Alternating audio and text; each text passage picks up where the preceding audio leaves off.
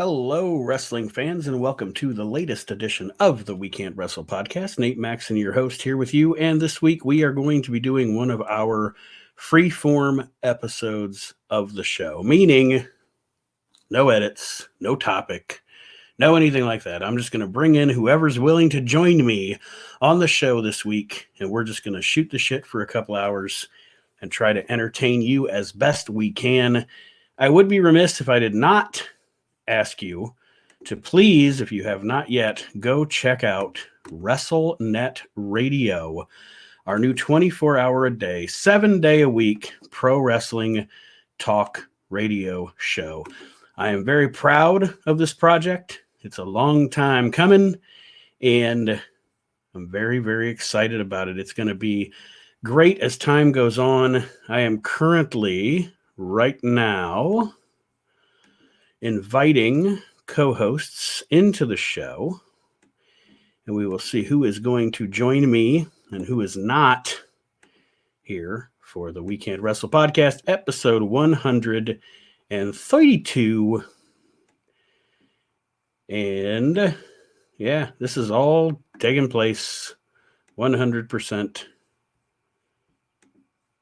as time goes on. I'm not joined by anybody yet, but I sent the invites to the guys, see who wants to join us here in the We Can't Wrestle podcast. And before I get any guests in here, mention WrestleNet Radio again, 24/7, 365 pro wrestling talk. There's featuring episodes of the We Can't Wrestle podcast, Reliving the Extreme. You have Virtual Asylum shows in there, Maximum Gold with David Gold, and many more things in development for WrestleNet Radio coming up. And also, don't forget to join me, Aaron, and Chad Austin for Reliving the Extreme. Every week, chronologically, we are reliving ECW, watching the episodes and reviewing them. And that is quite the experience as well. We've seen some, as Chad likes to say, doozies on that show. So please check out Reliving the Extreme and buy the shirt. Buy the Reliving the Extreme t-shirt. Another way that you can support the We Can't Wrestle podcast, Reliving the Extreme podcast, etc., etc. As we are recording, I am joined by the well-vacationed Mr. Archie Mitchell here. Yes, on the We Can't Wrestle podcast. Very relaxed and subdued, Nate.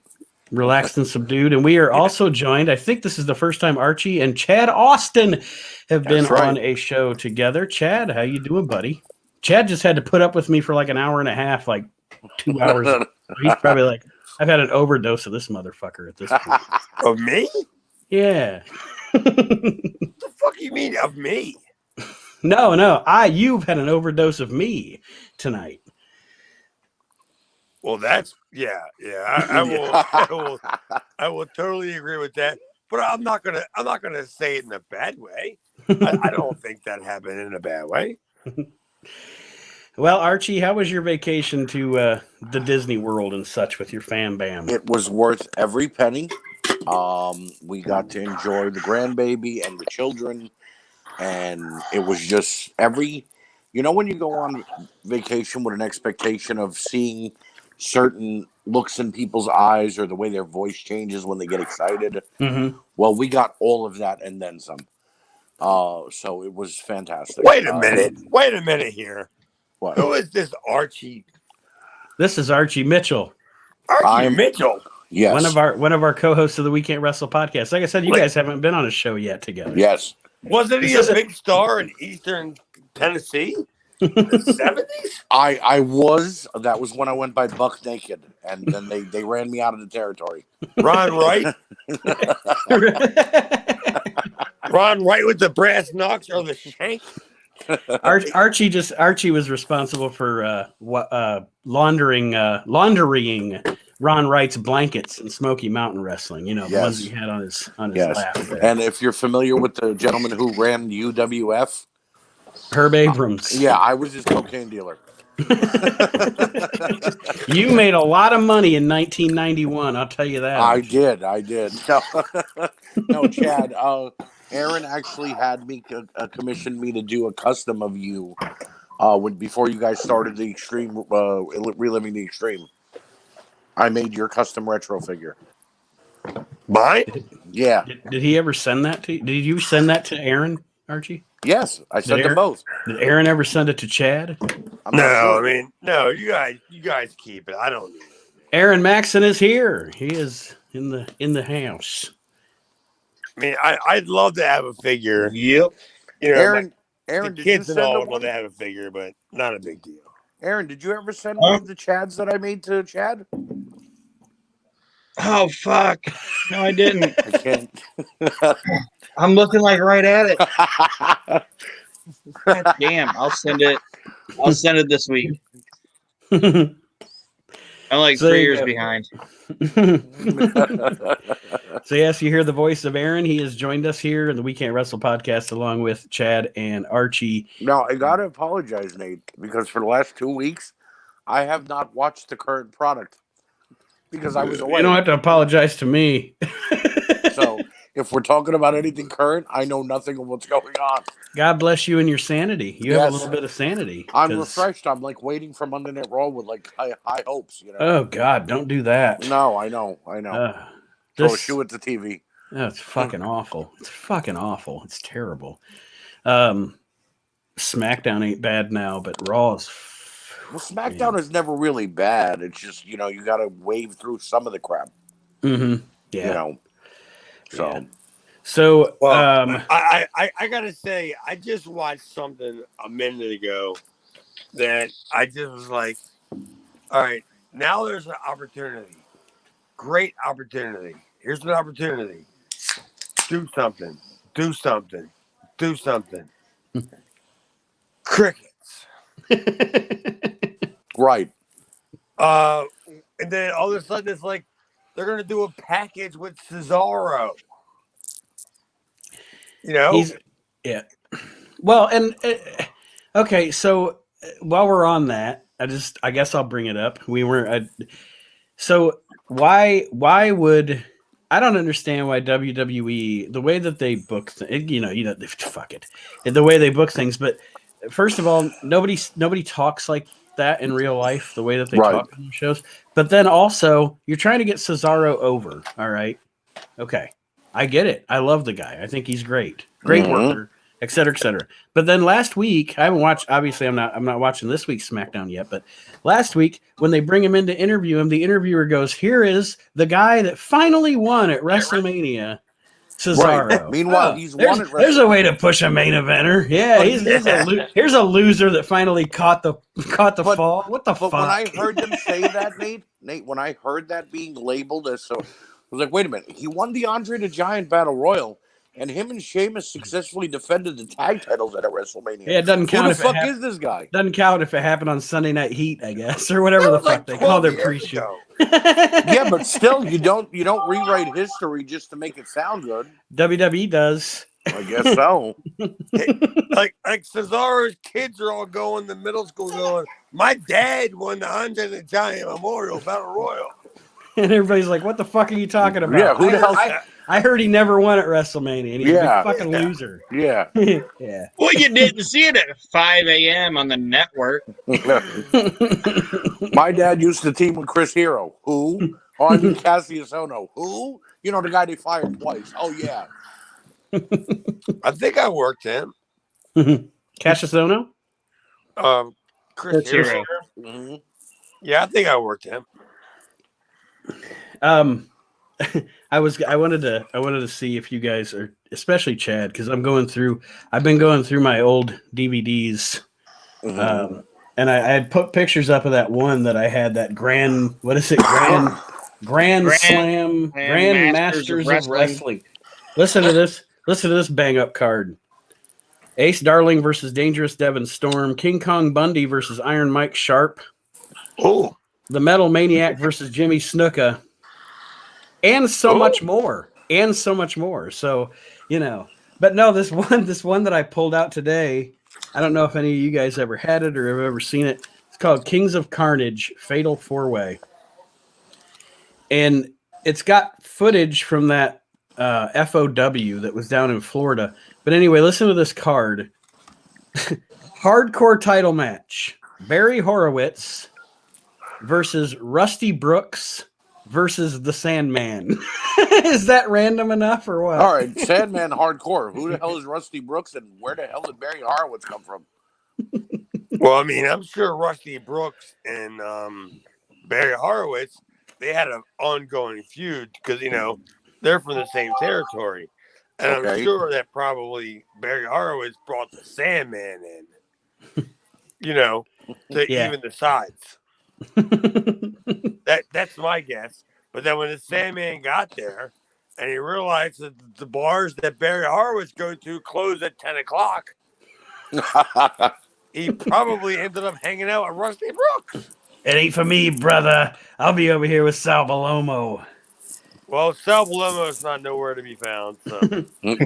The FOW tag team title match, the Vandals. Who are the Vandals? Versus Christian York and Joey Matthews.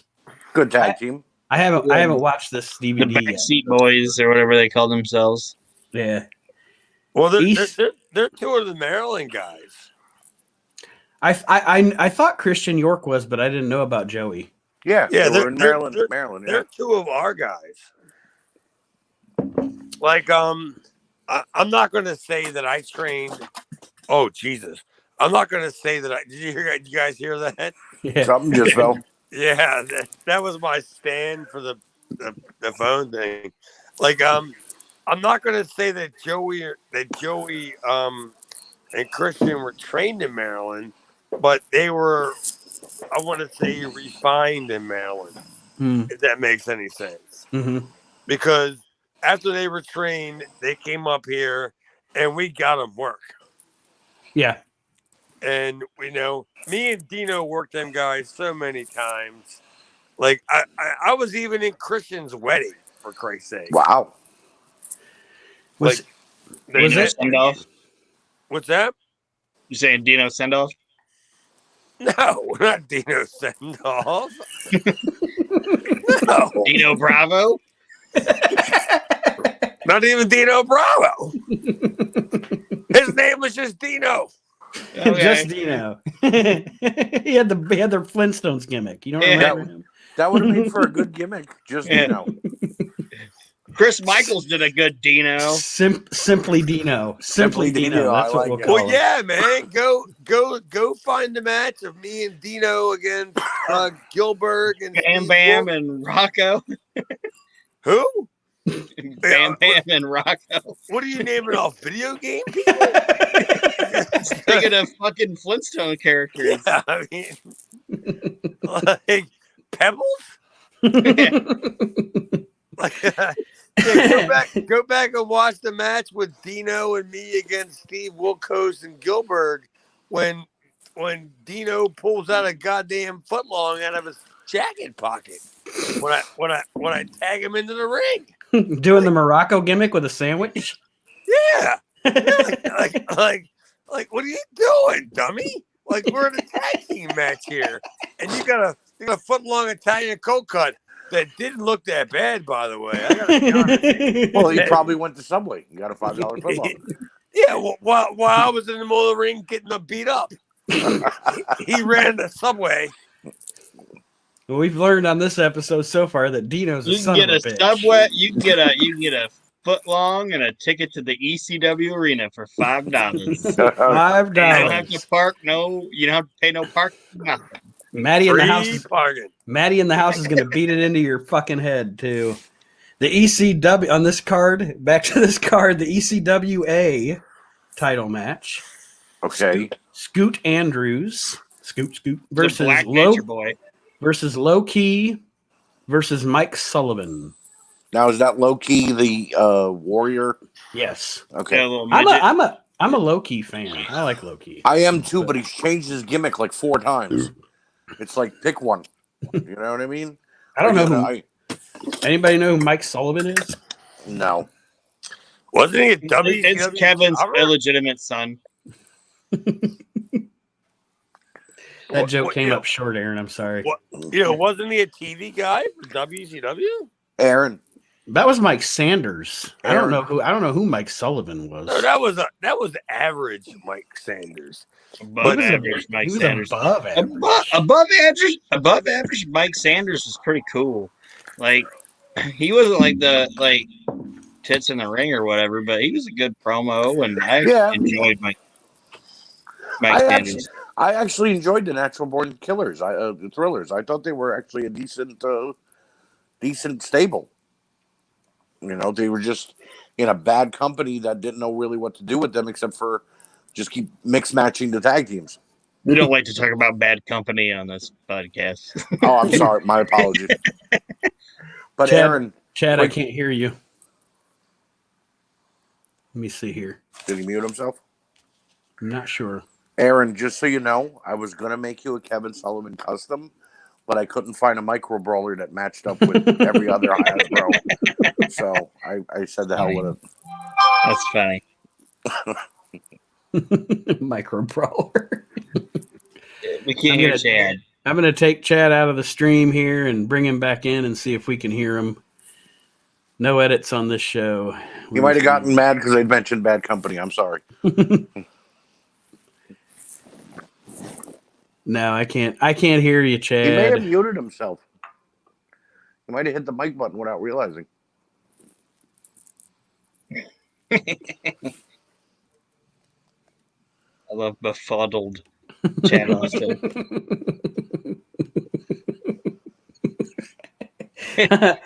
All right, we're gonna see. Let's see. Befuddled Chad Austin. Chad, I'm gonna boot you, and you can come back in because I'm not getting any audio. The next match on this card, it's an international title match. I don't know.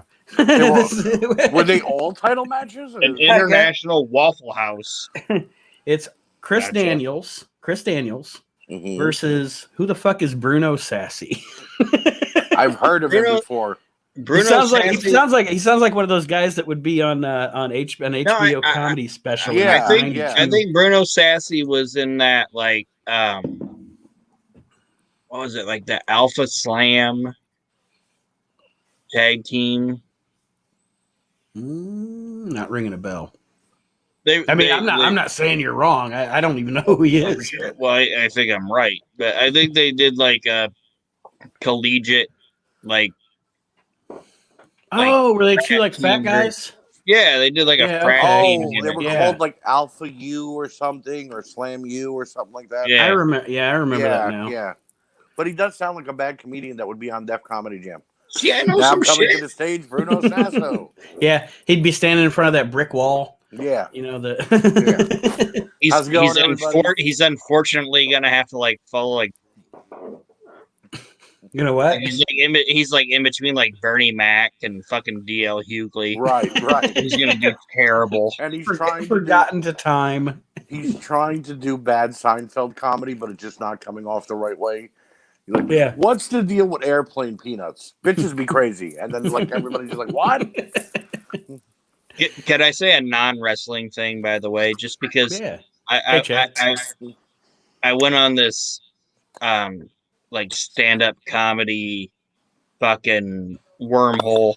Bernie Mac is probably in the top 5 funniest stand-up comedians of all time. Yeah, I agree with that.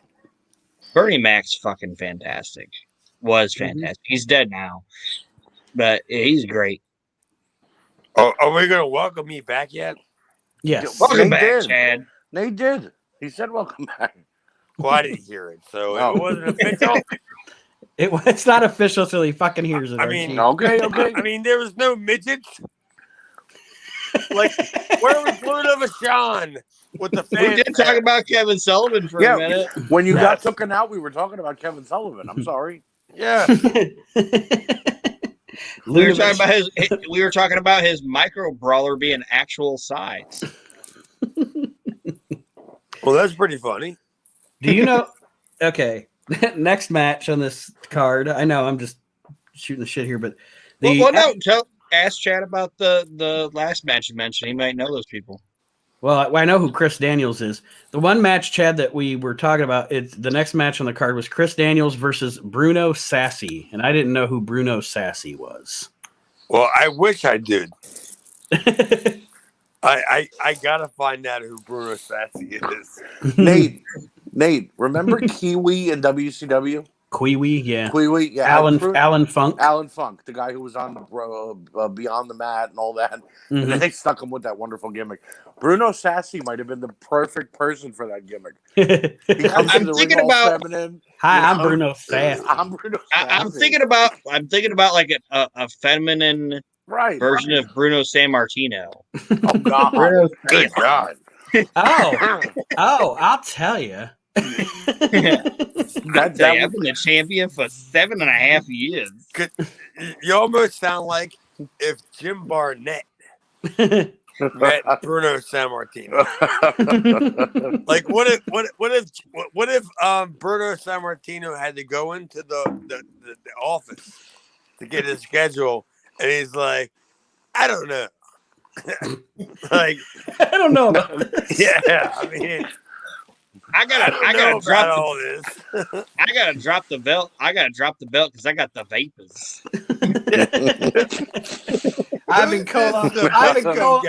cold off, you Russian bear, you. Yeah. Terry Garvin? All of a sudden, Terry Garvin. He's yelling, Larry Zbyszko, I dare you. I dare you, Larry Zbyszko. To give me the go behind. And Zbyszko's just sitting there like, no, thank you.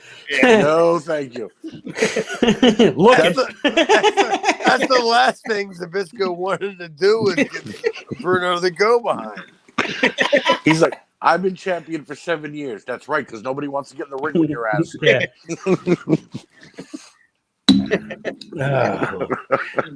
Gay Bruno Sammartino. Gay Bruno Sammartino? That's Bruno Sassy. You know what? Somebody better tell fucking the Great Brian Last. That gay Bruno Sammartino. It brings a whole new meaning to Hot Bruno. Hot Bruno.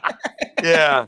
I know how Brian does like 25 minutes of openings where he talks, but a gay Bruno could be one of the best ones. You remember how Bruno only wore like red and black tights? I picture gay Bruno being in like skin color tights, and he's completely shaven because he's got no hair, and and he's got oil all over him. He's just like, "Hey y'all, let me tell you, come to the garden. Come to the garden." I can't picture that. It's not Bruno Sammartino. Gay Bruno Sammartino. It just doesn't work. This Saturday night, it's not Shea Stadium, it's Gay Stadium. Oh, we're getting knocked off the air for this one. All right, definitely. The next match. It's making YouTube. It's the FOW title match. What are these titles? Billy Fives versus Norman Smiley. Who's fuck is Billy Fives? Well, he's actually an indie guy. I remember Billy Fives. He's Ricky Three's brother. Billy Fives was talked about for like a minute. He was in with like the Scoot Andrews and those guys. Like he was talked about in there. The guys that were supposed to be the next guys, but they weren't. Yeah, I remember Billy Fives. Hey, wait a minute! I was lumped into them guys. But you were, Chad. You were not weren't. You were. No, I was, and I was. I was lumped into them guys. Does any of this have anything to do with Rocky Johnson? I'm not sure. Rocky Johnson, where's that come from? In what way? Well, Rocky Johnson's like with Scoot Andrews. I got a phone call from Rocky Johnson about this new promotion and like the Urban Wrestling Federation or whatever. And I just literally went, oh, good God. I literally just like no way. And it was in Florida. You guys never heard about this? No, No. I heard of the urban. I heard they were trying to do it, and I'll be honest, Chad, I felt the same way. It's like, but then it never really got off the ground. I think they had like 4 shows, and that was it. Yeah. There was no chance. And these people were expecting me. I was just getting into a new business venture where I was paying money to buy a new business. And while I was on the job, Rocky called me and was like, we want you and your partner to come. I'm like, there's no chance. Like I'm getting ready to buy a successful business to come down. And you want me to come down to Florida to work for you with hopes? Yeah, hopes. With a pocket full of dreams. Like Chaz, maybe you can get Davey and Demento, man. Chad would have like walked in like, "Hey, I'm here to work." Oh, we already closed. Sorry. Yeah. You're working Mondo clean. Today. Yeah, by the time I got there, they would have been out of business. Yeah. We only taped 4 shows, Charlie. Sorry, Chad. The main event on this DVD, before we go on to whatever we do next, let's do this Fatal 4-Way. You got the American Dream, Dusty Rhodes, baby. Ooh, okay. Terry Funk versus Kevin Sullivan versus Abdullah the Butcher. Good God! This is from 2003. Is that match? Is that the one where they like play like Old Van Nuys or whatever when fucking Terry Funk comes out? I don't know. I'm gonna actually watch the DVD like tomorrow. I really think you know that song they play every year, Happy New Year. Yeah. I honestly think they play that when fucking Terry Funk comes out and he cuts a promo on it. Did you say this was in 2003? Yeah, this video is copyright 2003. Yeah, but that match could have happened in '98. No. Dusty Rhodes, Abdullah the Butcher, Kevin Sullivan, and Terry Funk. No, Archie, this video is definitely from that time frame because these pictures of these guys are Well, what was it for the American Red Cross blood donor drive? I don't know. It was for 4 guys that love to bleed, but they were already in their 50s. Jesus. That is a show where they play Old Van Nuys when fucking Terry Funk comes out. I remember that. Jesus. You shouldn't be doing that with those 4 guys that late in their careers. That's brutal, dude. Yeah. These old. That's the name of this show. That's brutal, dude. That's brutal. That's brutal in the sense that, like, I don't know, how do I say it?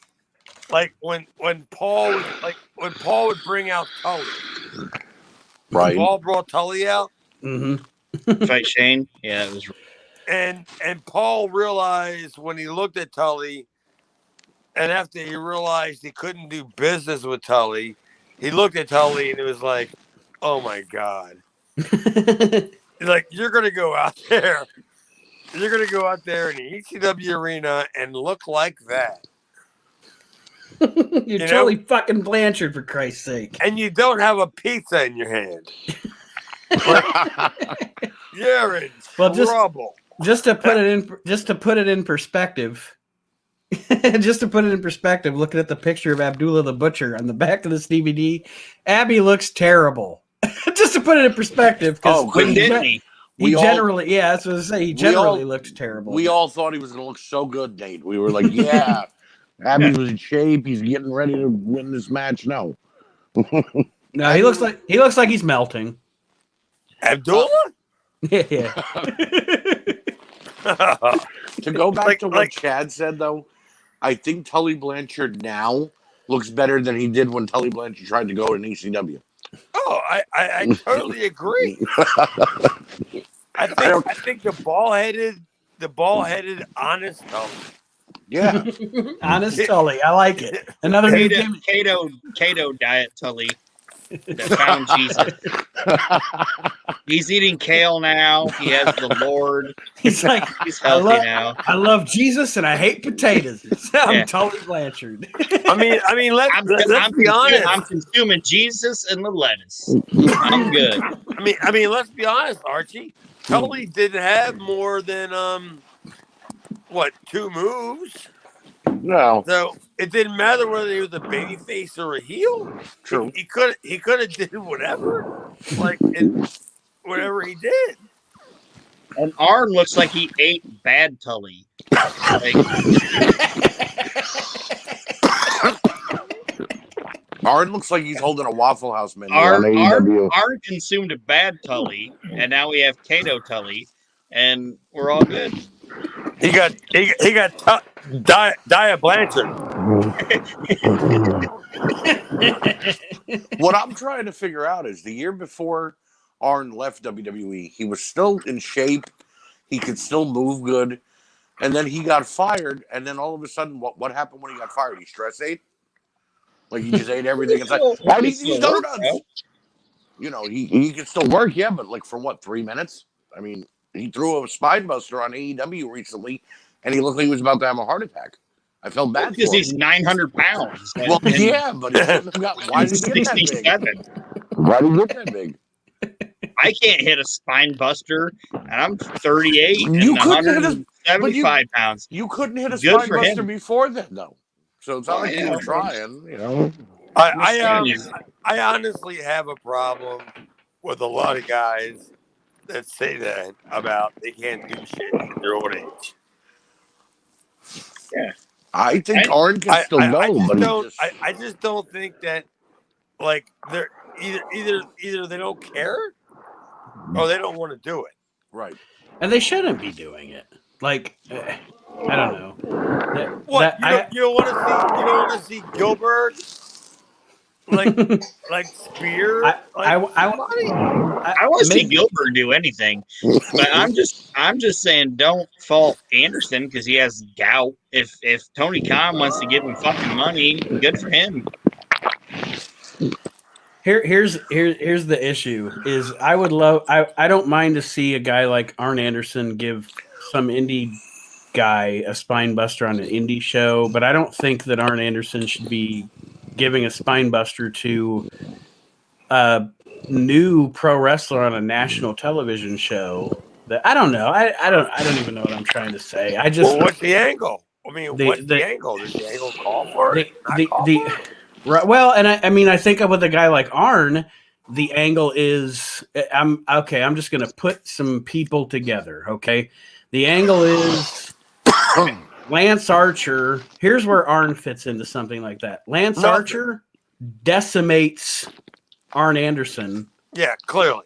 So Cody Rhodes wants revenge. That's your angle. Right. The angle isn't Arn Anderson gives Lance Archer a fucking spine buster. Right. You know, like you're booking in reverse. If you're gonna have them go at it, let Arn go at it with Jake. Don't let Arn go at it with Lance. Well, but then again, Tony Khan's just playing with his Tonka toys at this point. So, what's the story? What's the story that would link Cody to Arn and Lance? Well, Arn is Cody's manager or mentor, and Jake is Lance's mentor. So that's what links them. And when Lance came in, he immediately attacked Cody. So, and then Jake finds Jesus, and we're doing a full circle here. Oh, and then Arn gets the sniffles, and he sneezes and blows all of Jake's coke away. And he's super fucking mad about it. And Jake runs at Arn. Arn gives him the spine buster. Ain't nobody got a nose that big. There was hurricanes in the Gulf.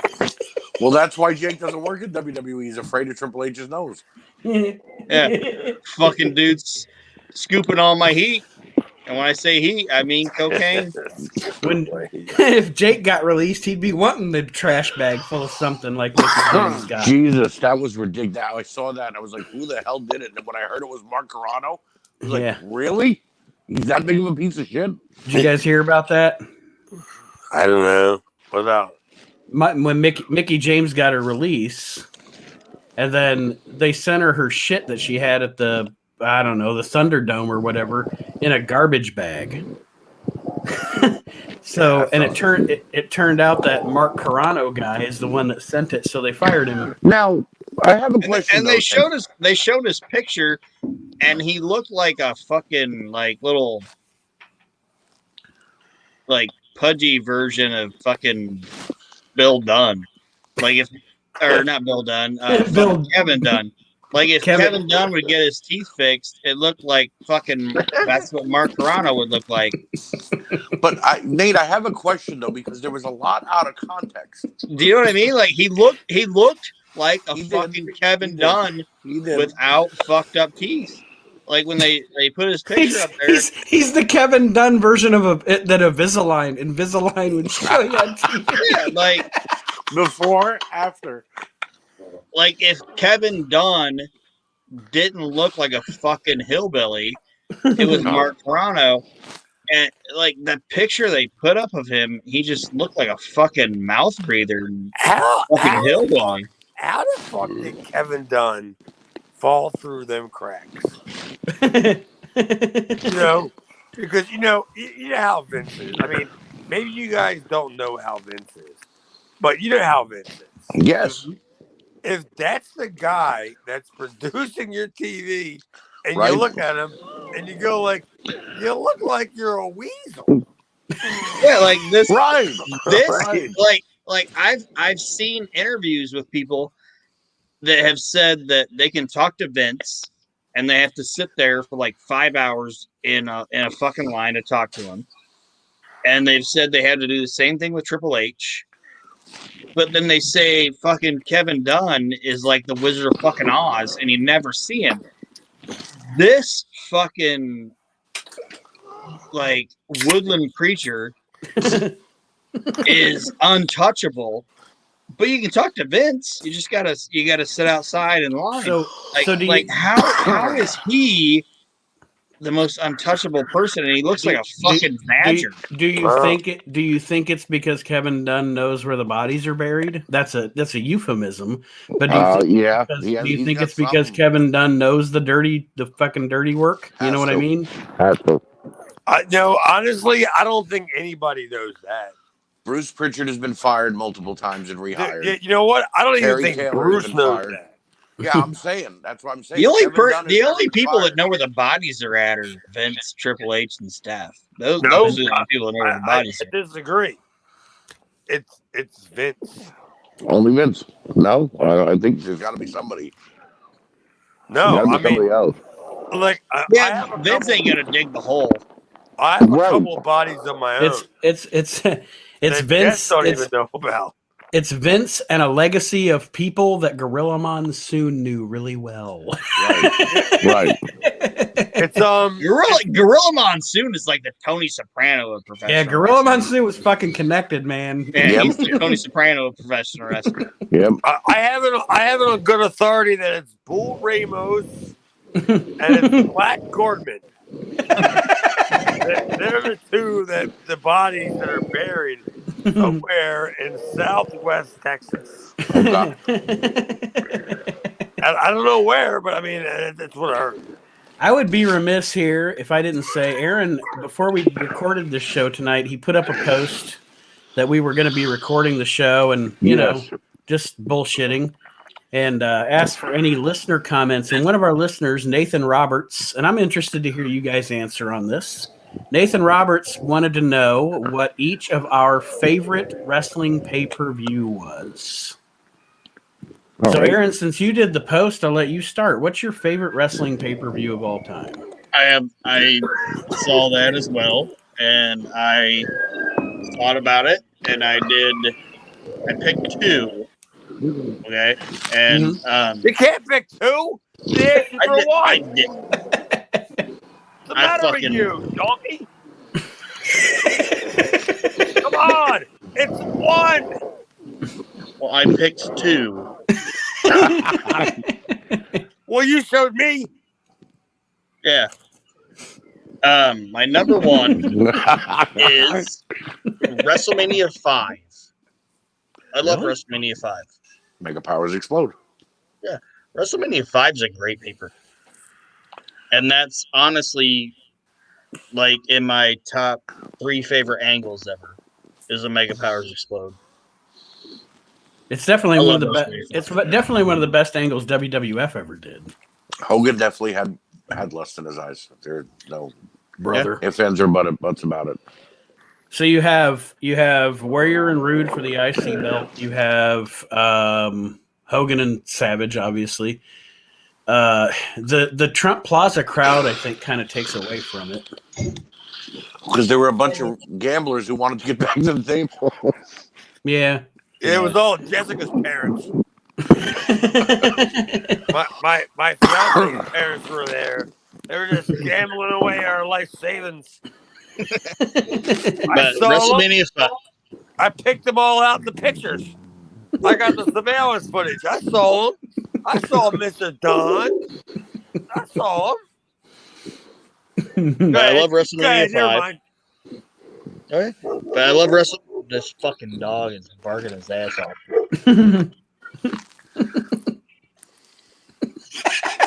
Aaron looks afraid. Like he's afraid he's about to jump over and get him. Damn, I love WrestleMania 5, and then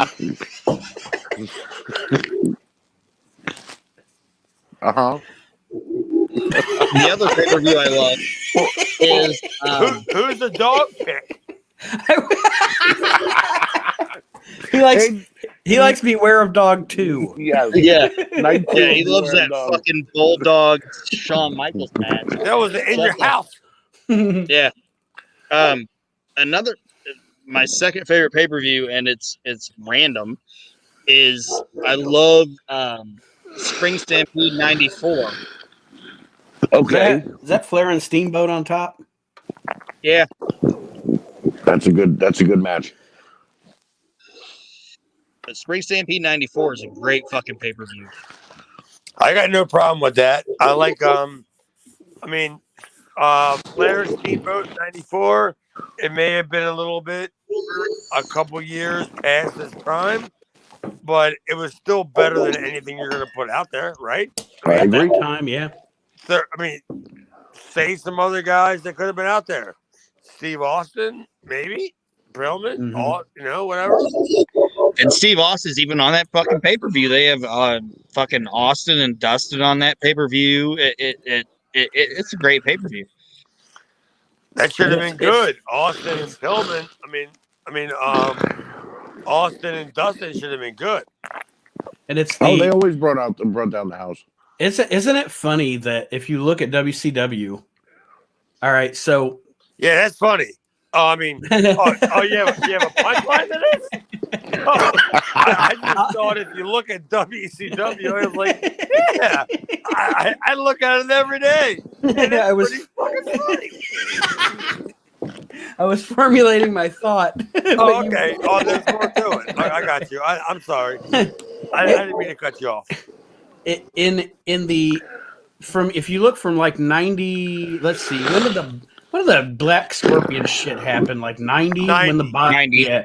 So if you look at WCW from 90 until Hogan comes in. Oh boy. From Starrcade 93 until Hogan comes in at Bash at the Beach 94, it's one of the best stretches WCW ever had. Oh, without a doubt. Well, it's not even 93. Like 91 was okay, and then 92 is really good WCW, because like 92 WCW is really good because they have like fucking Dangerous Alliance in there, and the Dangerous Alliance is fucking great. Mm-hmm. Why is my mic muted? I can hear you. Why do you sound like Darth Vader, Arch? Me? Yeah, you're all breathing like you have somebody captive. It might have been. It might have been where your phone was located. Maybe. Okay. Is she okay? Yeah. No, I was killing the dog that's barking at Aaron. Sometimes I wish it was a video. Aaron's looking back petrified at the dog. Archie, what's your favorite pay-per-view of all time? I have 9. No, I'm only Jesus Christ. Aaron says he has the best list. You're not allowed to trump him. Damn it. No WrestleMania 5 pun intended there. My favorite pay-per-view is WrestleMania 6. It's the pay-per-view that got me into wrestling, and from top to bottom, I feel it was a solid card. And Hogan and Warrior is still a match that I can watch every day of the week. It's one of, I'll be honest with you, it's one of two really good Ultimate Warrior matches. I agree. There's only two. One of two? Yeah, there's only two good Warrior matches. The one with Hogan. Rude. And the other one is Rude. The next year, no. The next year at WrestleMania 7, the one with Savage. Oh, yeah, well. Other than that, they're all complete garbage. You don't like the Hunter match? No. That popcorn fart.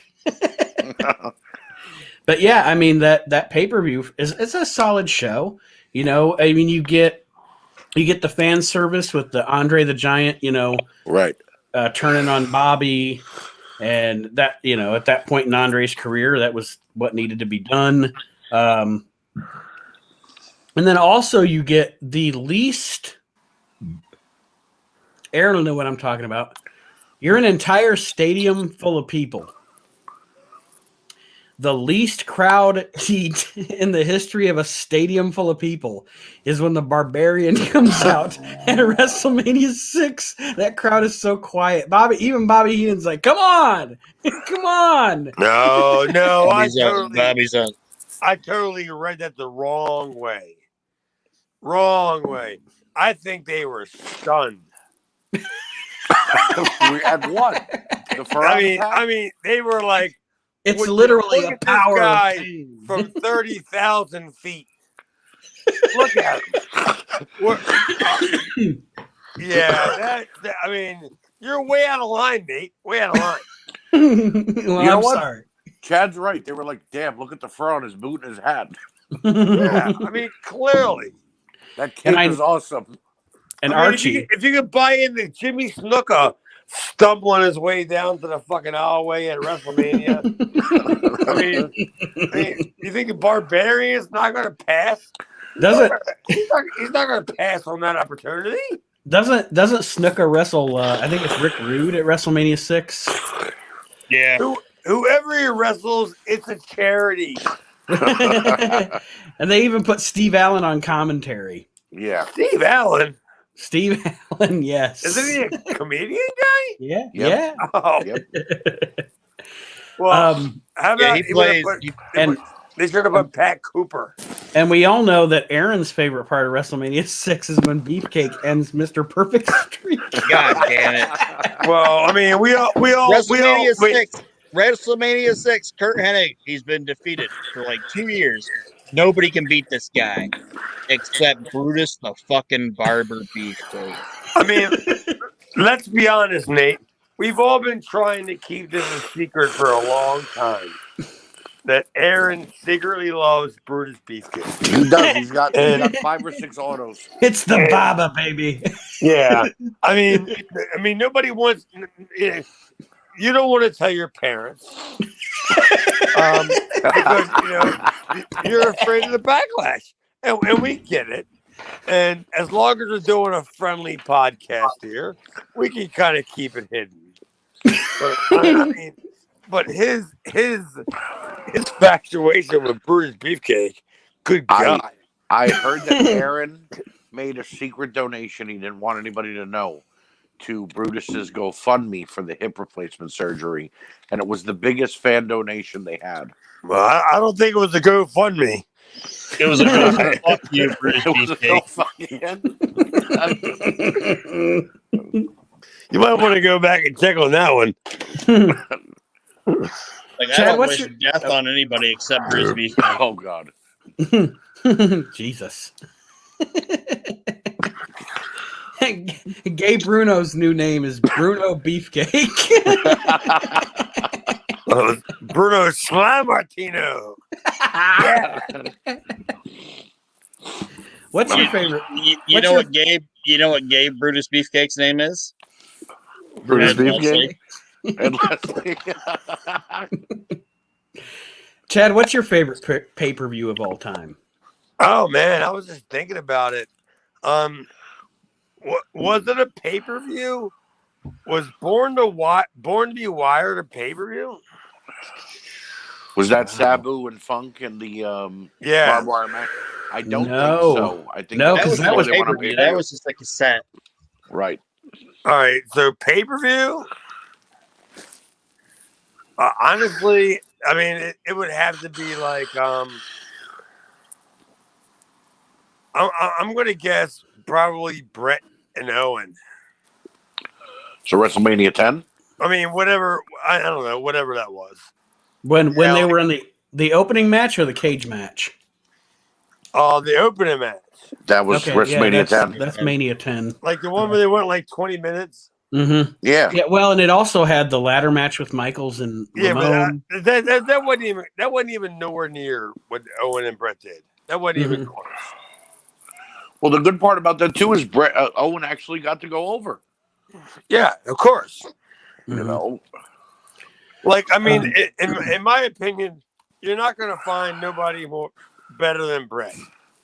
Mm-hmm.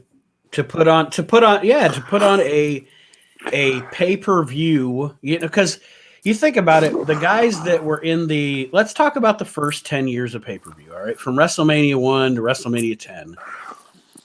A lot of those guys came out of the territories pre-pay-per-view, and I'm not diminishing any of their talent, obviously, but they weren't what's the word? Bred as pay-per-view wrestlers. But when you're talking about a spectacle and a pay-per-view and et cetera, yeah, I mean, pay-per-view wrestling, Bret Hart, he was probably the first great wrestler to be what honed in the pay-per-view era. Because all the other guys were house show guys. Yeah. They knew how to perform in front of the 12, 14, 16,000, Right. Yeah, or even at like off of that, like I don't want to say it, like before the pay-per-view crowd, like with Brett, it's like before that they would also be like the Saturday night's main event guys, like where the shit would be edited. Yeah, super. Like it wasn't live. It was live to tape or whatever, and it wasn't live to tape. I can tell you that it wasn't live to tape. It was live to what the fuck is this? I mean, I was there. I sat next to Jody Hamilton and watched the shit. And what is this? I mean, ask him. I mean, do you guys know Bob Cook? Heard of him. Bob Cook was a perennial carpenter on WCW. I watched his matches. He'll tell you. Like how it was. Well, I mean, he was a jobber. Just say it. Say it, Aaron. Say it. Hey, he's a jobber. Spit it out. He's a jobber. Come on. He was a jobber. On WCW. Say it. Jobber. Jabroni. Jobber. He was a J Brown on the WCW. J Brown. Jabroni. Jobber. Come on. Say it. I said it. All right. Well, good. Nice. All right. Well, good. That's funny. That's funny because something I'm going to bring up to you guys later on. Probably in just a few minutes is, we'll get to it. Fuck it. My favorite pay-per-view. Oh, go ahead, Aaron. Well, say what your favorite pay-per-view is, because I have a few questions I was going to ask you guys. Okay. My favorite pay-per-view, and I always overanalyze shit, but if I'm going to sit down and watch a pro wrestling card and call it a pay-per-view and say it's my favorite pay-per-view show of all time, I would have to go with the Canadian Stampede pay-per-view from '97. Really? Yeah. My favorite pay-per-view to watch is that Canadian Stampede show with the 10-man tag on the top. I think it's a perfect pro wrestling show, and you guys can disagree, but I think that's a great pay-per-view, and it's my favorite. I have no problems with it. The main event is great. The 10-man tag. I mean, you start out with Hunter and Cactus in a a match at that, especially at that time on WWF. Yes, on WWF that you didn't see very often. They go outside the ring. It's kind of a no holds barred thing, and it's a really good match. And then you have Sasuke and Taka Michinoku. You have, you settle it down a little bit with Vader and Undertaker, and then that 10-man tag is just gold. That's my favorite, honest to God, from beginning to end, it's my favorite pay-per-view of all time. If the Hearts were not the heels and the ending where they had the entire Hart family jump in the ring, I love that. You know what I mean? That ending is perfect. It's just they were heels, but it's because they were in Canada. They got treated like they were faces. But my point is, that's why that was so good, Archie. Right. Fantastic. But yeah, I don't know if you guys. Well, hang on, Archie. Since I didn't really say what pay-per-view that I really liked, right? I want to say I think it was Starrcade. Was it 83 or 84 when it was Rufus R. Jones? Oh. The king of Mid-Atlantic, daddy. Whatever that one was my favorite pay-per-view. I don't know that I've watched it in such a long time that I can remember it, but I have no problem with that. It's Rufus Jones. You don't have to remember. It's Rufus R. Jones, dummy. Don't get it all wrong and shit, and discredit the poor guy. He already don't have enough credit to his name. Rufus R. Jones can't get credit. Well, that's not my fault. That's his fault. Well, I mean, let's be honest. Rufus R. Jones don't pay his bills, so he can't get credit. Oh, you got to have a job. Rufus credit. Well, I thought Rufus R. Jones did a lot of jobs. As soon as St. Louis dried up, his options just kind of wore out. He's calling old Sam. Hey, Sam, can you help me out? I don't think so, man. Like, Archie, Rufus is looking for furniture. Archie had to drop off, but he'll be back. What? Archie dropped off? Yes, he left us. Is he coming back? He says he will be. Regardless. What, is he mad at me? No. It was his sinuses, which may have explained the heavy breathing. His sinuses? I ain't never heard of that. What the fuck? I mean, I'll tell you. It's like when Cherry Funk was like, I gotta quit because I got a sick horse. Sick horse. I got sinuses. Like, yeah, Lawler's grabbing Funk and he's taking him down the fucking hallway. And he's like, my sinuses. my sinuses. Yeah. I need some Britra.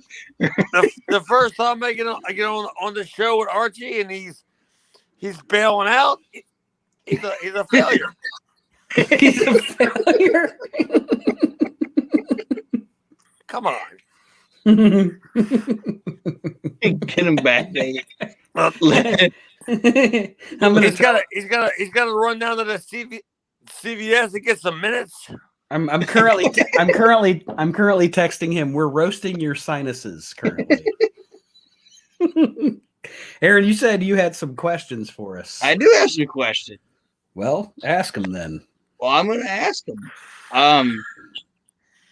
And you guys, I feel we're cool enough to ask these questions. I'm going to ask this question.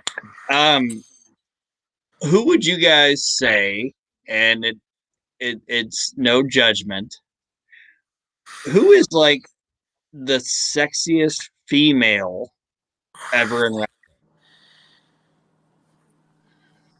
wrestling? Ever where? Like the sexiest female in professional wrestling history. Like not her talent. Like not her talent. Not her whatever. Just the like hottest ever in wrestling. Stacy Keibler. She's the hottest person I've ever seen in person. Who was it? Stacy Keibler.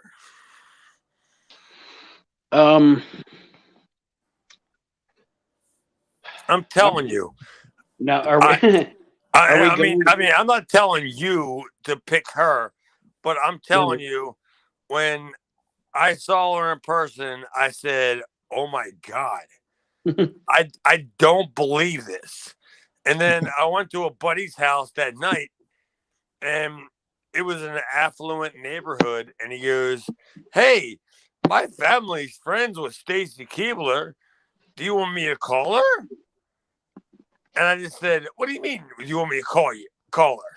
Of course I do. Call her. I'm half hammered, man. Come on, get her on the phone. Let's do a kegger with Stacy Keebler.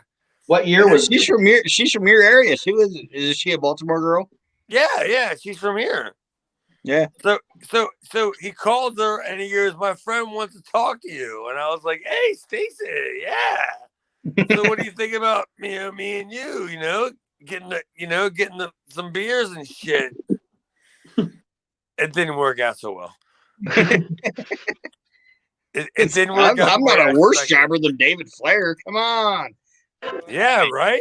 I mean, I thought I had a shot. Like you were a David Flair, stupid. Nate, what's your answer? All right, so what are the other questions? Well, I need to hear Nate's answer. And we still got to get Aaron's too. Well, I'll tell you mine, but I want to hear yours, Nate. Mine's Tammy. Not Tammy now. Oh boy. But Tammy then? Like but Smoky Mountain Tammy? Tammy from like 94 to 97. 92 to 94. God damn. Yeah. Mine's Tori Wilson. I will say this. I don't want to cut you off, Aaron, but I will say this. Chad has a great point with Stacy. Oof. What year was that, Chad? I don't know, 2007, 6, somewhere around that area. The pre-Clooney years. Yeah, I mean, yeah, it's definitely before all that. Whenever she supposedly blew up. But you're definitely right with Stacy. But like I said, for me, I don't know, and it may be because I was a teenager at the time, and that is what it is. But Tammy, man, when she was fine, she was at her finest. God damn. Dude, Tammy was Missy Hyatt in 1996 when Missy Hyatt was Missy Hyatt in 1986. Mm-hmm. I mean, you know what I mean? Yeah. Nobody was hotter than Missy Hyatt and Continental in 86 when when Gilbert booked that shit. Mm-hmm. But my baddest chick is Tori Wilson. I just think Tori Wilson is just. I thought Aaron was going to say Jazz. No, that's my girl. I thought he was going to say Awesome Kong. But no. Why would you guys think that I like dominant black broads? I didn't want to kill her. Fuck. Why do you guys think I want to be smothered? I don't want to be smothered. The name of this show is going to be "Don't Listen If You're Easily Offended." No, it's Tori Wilson. I think she was a smoke show. I thought Tori Wilson was also phenomenal. And every time, what's his name? Brian Kidman came out, and like every time he came out, I just like, there's no way. Damn, how did this geek pull down fucking Tori Wilson? Yeah, what does he have? A a 12-foot long tongue or what? Something. Like, there's no way this guy. He must have film. like evidence that she did something. There's no way that this guy's with this girl. This fucking geek got this broad. It's fucking ridiculous. Like I knew Billy before he went to the whatever it was, WCW. I knew him before that. And he wasn't with her.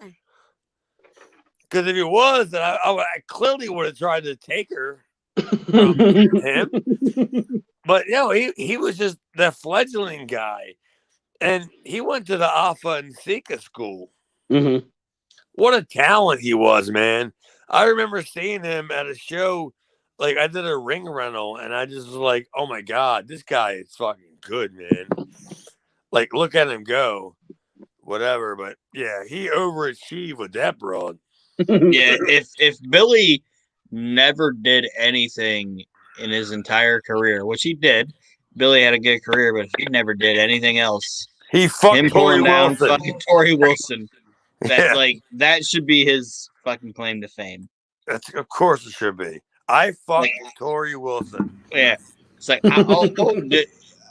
yeah, I worked Starcade and yeah, I wrestled Chris Benoit. And I wrestled Rey Mysterio, but I also just if that doesn't impress you enough, I fucked Tori Wilson.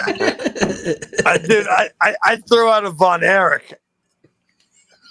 I mean, at Starcade, I worked a Von Erich. I mean, do you remember a guy named Dusty? Yeah, Ric Flair could be like, "Hey, I won 24 world titles," and then Billy King would go like, "Well, I fucked Tori Wilson," and Ric Flair would be like, "Touche, sir. Good for you." There you go.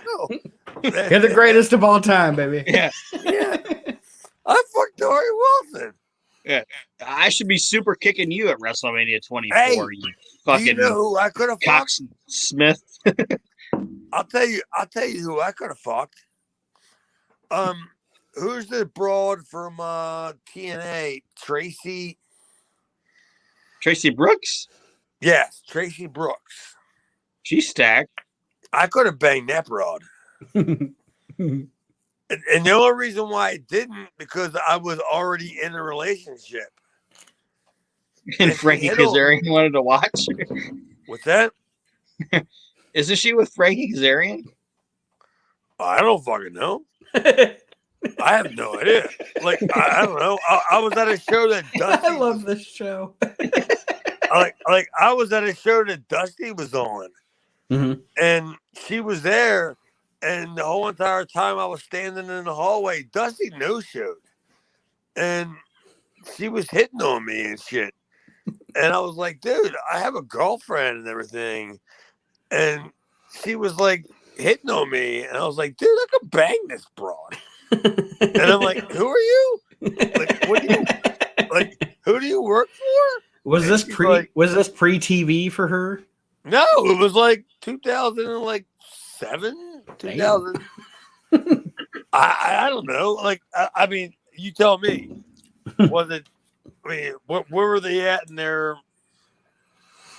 Tracy Brooks wasn't. Tracy Brooks is that Miss Tessmacher? Is that the same? No, that's not. That's no. Not I don't know. Miss Tessmacher was. Oh, she's a fine chick too. She was one of the ECW girls. All I know was I just told her, I was like, dude, I've been with the same girl for like 15 years. It ain't gonna happen. Like, I mean, unless like, do you have any Japanese deals? Unless you got any Japanese deals? Yeah, I mean, have you met Inoki yet? Come on. I mean, let's open this up, bro. I think Baba died in '99. Well, that was my gate. Are you trying to see my giant Baba? Yeah. What's going on here? Do you have my gateway to the dream or whatever that fucking tournament's called? The gateway to the dream?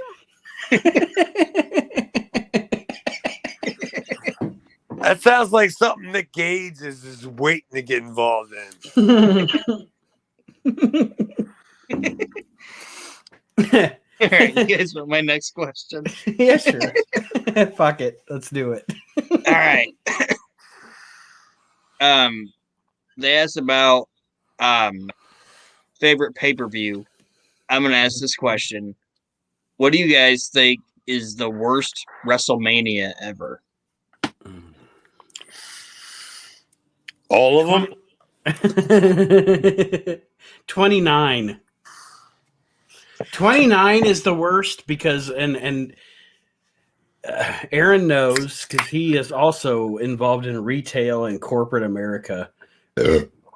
WrestleMania 29 felt like you were going to a WWE like corporate convention.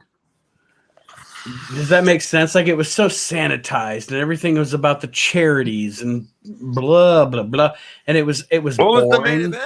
Rock and Cena, and it was boring. It was a boring WrestleMania. There was the Triple H. It was the Triple H Lesnar match. The only good thing on 29 was that Punk and Taker. That was probably the only thing on because that was the one where Jericho jobbed to dancing guy Fandango. Mm-hmm. That's probably my least favorite WrestleMania. Yeah, I don't remember that one, but God, I don't think any of the WrestleManias were any good, honestly. So you could really just throw them all out there. I mean, I mean, to me, it's not. I'm not that guy, or I'm expecting the big show, or I want the big show kind of payoff thing. Mm-hmm. Like, give me something good. Right. Give me something building up to the payoff. Which I think is another reason why I love that Spring Stampede. I do love that Spring Stampede, Aaron, but Canadian Stampede. That Canadian Stampede pay-per-view to me, it was like it was just a good pro wrestling show, pay-per-view or not. I thought it was a great, and I don't want to harken back to it. I don't want to harp on it, but well, good. I mean, if it's good, then go and do it. Like, why would you not want to talk about it? Why would you want to talk about something that's shitty? True. Touche. Well, we do that every week on the ECW Reliving the Extreme podcast. Well, we ain't doing that now. Good God. But to me, they can only show up so often. But to me, the worst WrestleMania is WrestleMania 11. You got LT and Bam Bam. See, Shawn and Diesel have a good match at that show, but yeah, you're right. It's a shitty show. They open the fucking show with the Blue Twins versus Lex Luger and the British Bulldog. Fuck yeah. Why wouldn't you? And then they end it with LT versus Bam Bam Bigelow. And then in the middle of it, it's The Undertaker versus King Kong Bundy. Fucking trash. That's the worst goddamn WrestleMania. There's another show. No. There's a show on WrestleMania. There's a show. Best card right there. There's a show I'm doing with a guy named David Gold on WrestleNet Radio, and our next episode, we're actually going to do where each of us rebook a WrestleMania, and he chose WrestleMania 9, and I chose WrestleMania 11. And in the text message I sent him was, I'm redoing WrestleMania 11, and I promise you, Undertaker is not getting saddled with Bundy. That was my quote to him. Like, that's not happening. Why? What's your problem with Bundy? In 1994 or 5? Oof. What's your problem with Bundy? Like, Bundy's great in world class. It's probably his diabetes. Bundy is great in world class. After that, I check out on Bundy. I like Bundy in world class, though. No, Bundy wasn't bad. In like he's like Samson once they shaved his hair.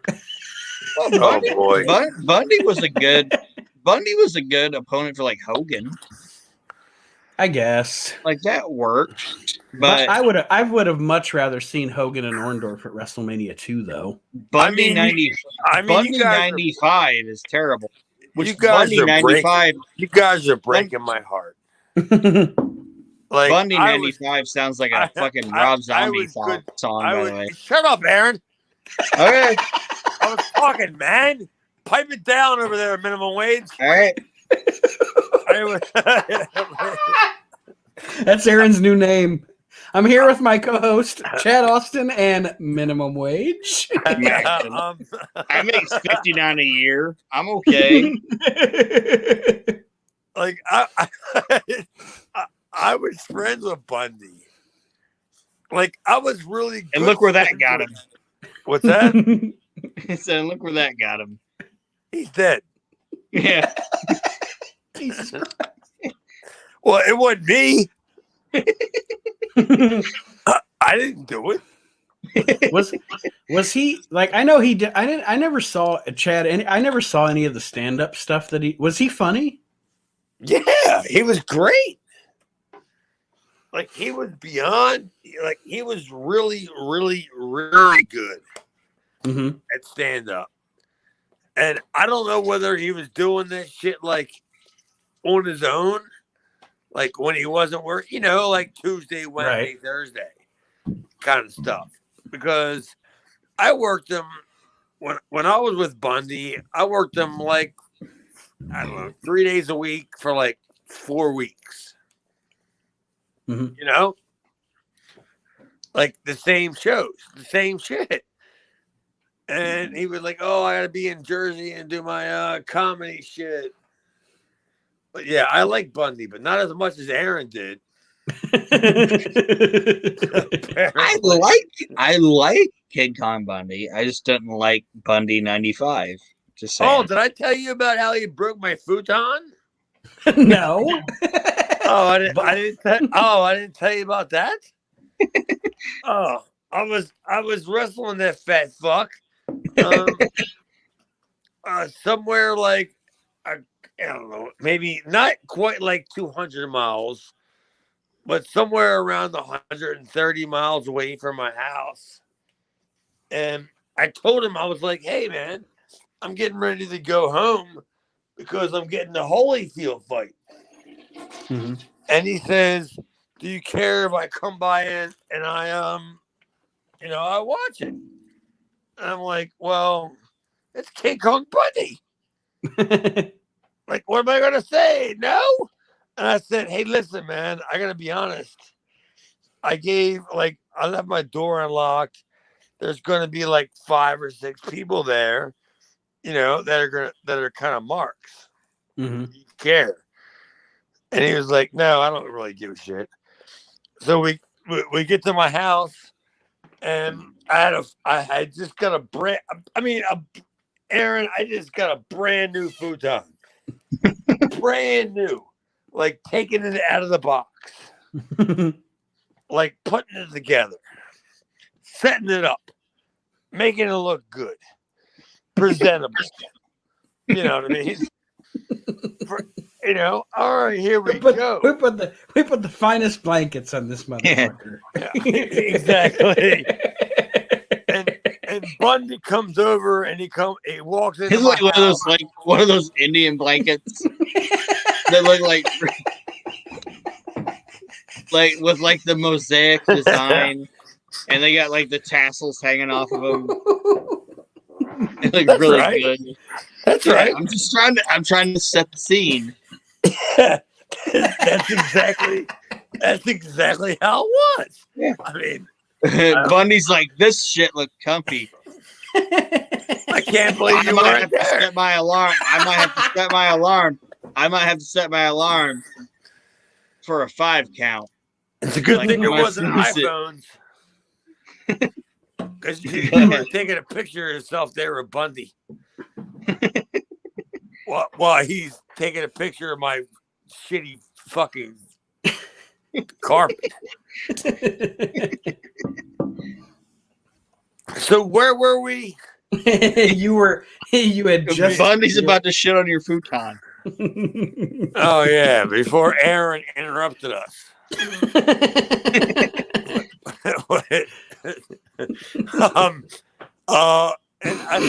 And I said, "Hey, I'm gonna go home and watch the fucking like Holyfield fight or whatever."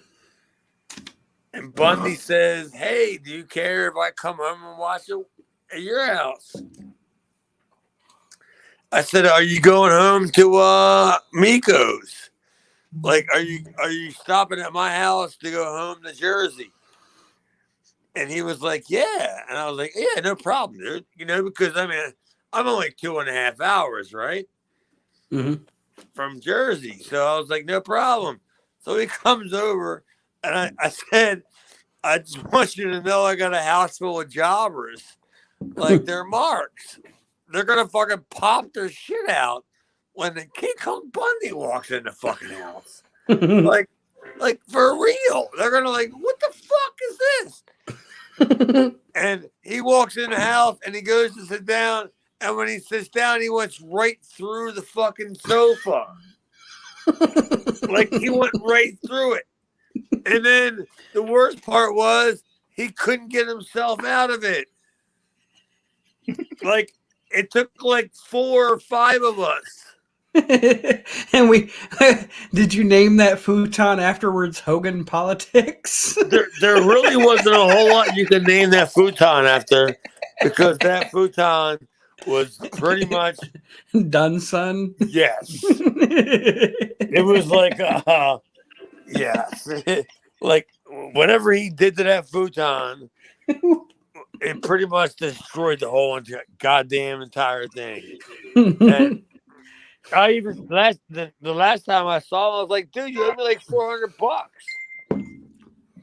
And he was like, "For what?" And I said, "For my futon." He goes, "Well, you buy shitty furniture." I said, "Well, you go to buffets, like too much, like kind of thing." Like, and me and him kind of had it out. Like, me and him, I swear to God, dude, he's dead now, but I swear to God, me and Bundy, we had a chemistry that you probably it's crazy. It's kind of like you and Aaron. You know what I mean? Bust them balls. Yeah. I mean, well, you can say whatever you want to say, and Aaron would know that you really don't mean that. You know what I mean? Yeah. And me and Bundy had that. We had that chemistry because we had worked so many times and been around the horn for so long. But yeah, Right. he broke my futon. It's funny how the people you love and respect so much are the fucking most ridiculous human beings. Well, not just that, but the people you love and respect so much are the ones you can just bust the fuck out of, and it doesn't matter. Yeah. You know, it's like, I know he's just joking. I know he's just fucking around. What, King Kong Bundy can just break my furniture and just get away with it? Like, I was going to expect him to send my grandmom at my house that I was living at. Well, I just picture you going, "You broke my futon." He's like, "Yeah, but I wrestled Taker at WrestleMania 11. Yeah. It's $139. He's a We Can't Wrestle Podcast Hall of Famer. What are you talking about? He's like, respect, bitch. It's $139 for a futon. Maybe you should have made your fucking futon out of balsa wood, bitch.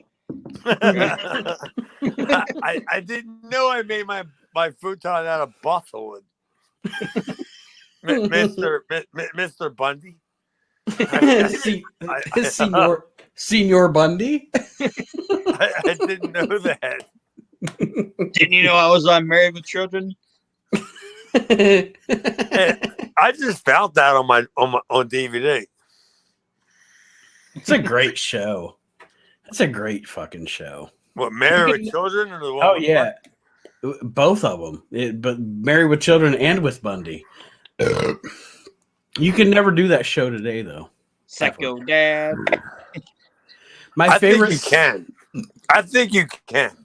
Think so? I don't know. I think it would get canceled. I think you have to de-sterilize people to re-sterilize people. You got to strip them down, boom, to and the then give them something shocking. Yeah, I mean that's true though. I don't know. I mean, because my kids favorite kids don't give a fuck. My favorite thing on Married with Children, I don't know if it's necessarily my favorite thing, but it's the one that sticks out the most in my mind. Is Al and Peg are sitting on the fucking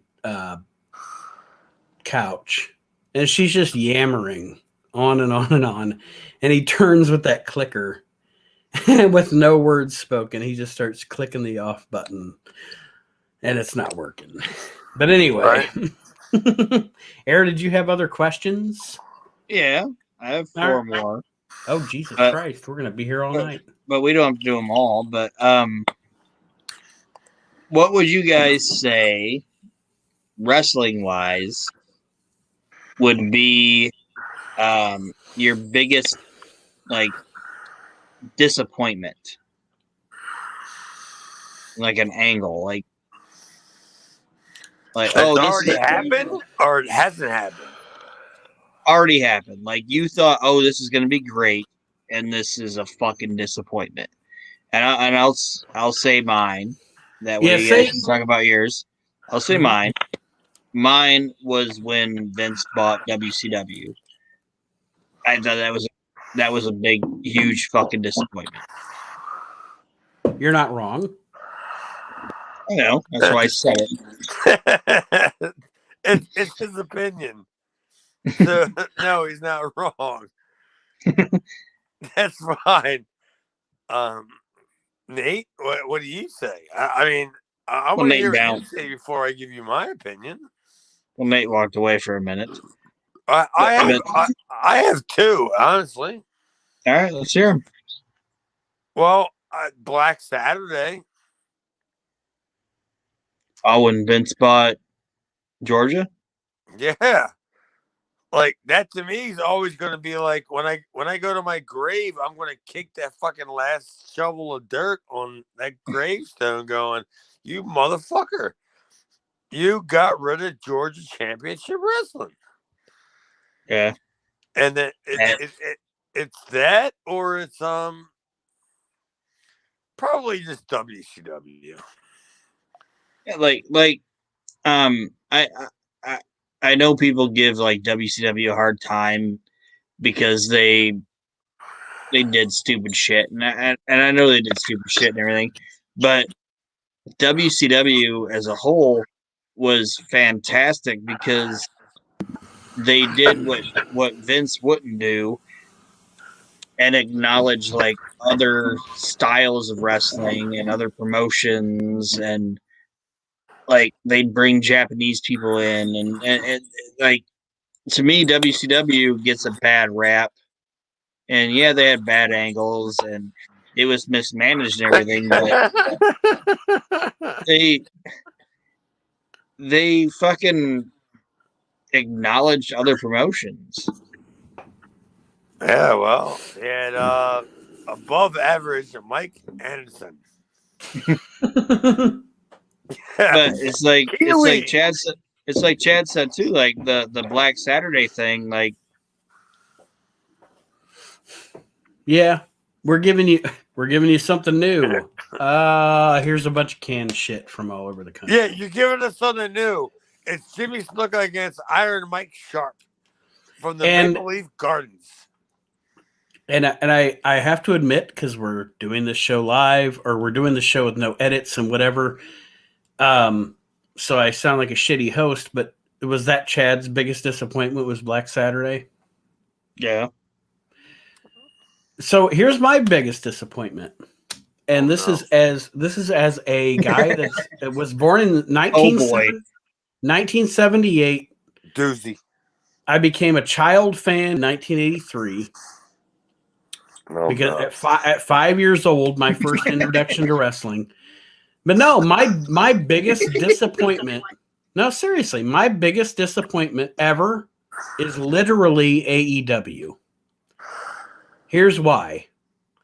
Because the Monday Night Wars and the Monday Night I'm drunk. The Monday Night Wars ended in 2001. Yeah, shut your face. Hang on, Nate. Hang on.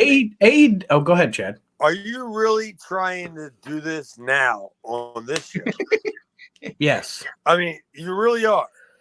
Mm-hmm. AEW is Okay, a fucking I'm just making sure. Because I mean, my battery is full. I got plenty of time. I've changed. And I've tell changed. me how you think AEW is so great. No. It's the worst disappointment ever because I have 2 kids and I've changed plenty of dirty diapers in my life. AEW is a dirty diaper because that fucking shit. It stinks. They said after 20 years, wrestling fans, after 20 years, we're going to give you real athletic professional wrestling. We're going to give you something different. And then they gave me Rusev and a fucking arcade machine. Fuck you, Tony Khan. It's garbage. Well, that was like last week. Did you not watch the next week? I can't bear to do it. Dude, like that promotion. How did anybody not? That promotion fucking sucks. That promotion fucking sucks. Well, hold on. Let me ask this: how did anybody not know that it wasn't going to be? How did anybody not know it was going to be bad when, for one, the people's names are Khan? That's enough. They've conned you. And 2, the dad has like a mustache, like an old time train robber.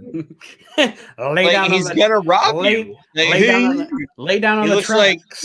like Snadley, or what's the fucking dude? No, I know. But hold on, I know. There's a lot of fucking. I'm not sure I'm gonna be part of this podcast anymore. I know. No, I mean I know. There is a lot of wrestling garbage in the history. He looks of like Snadley Whiplash.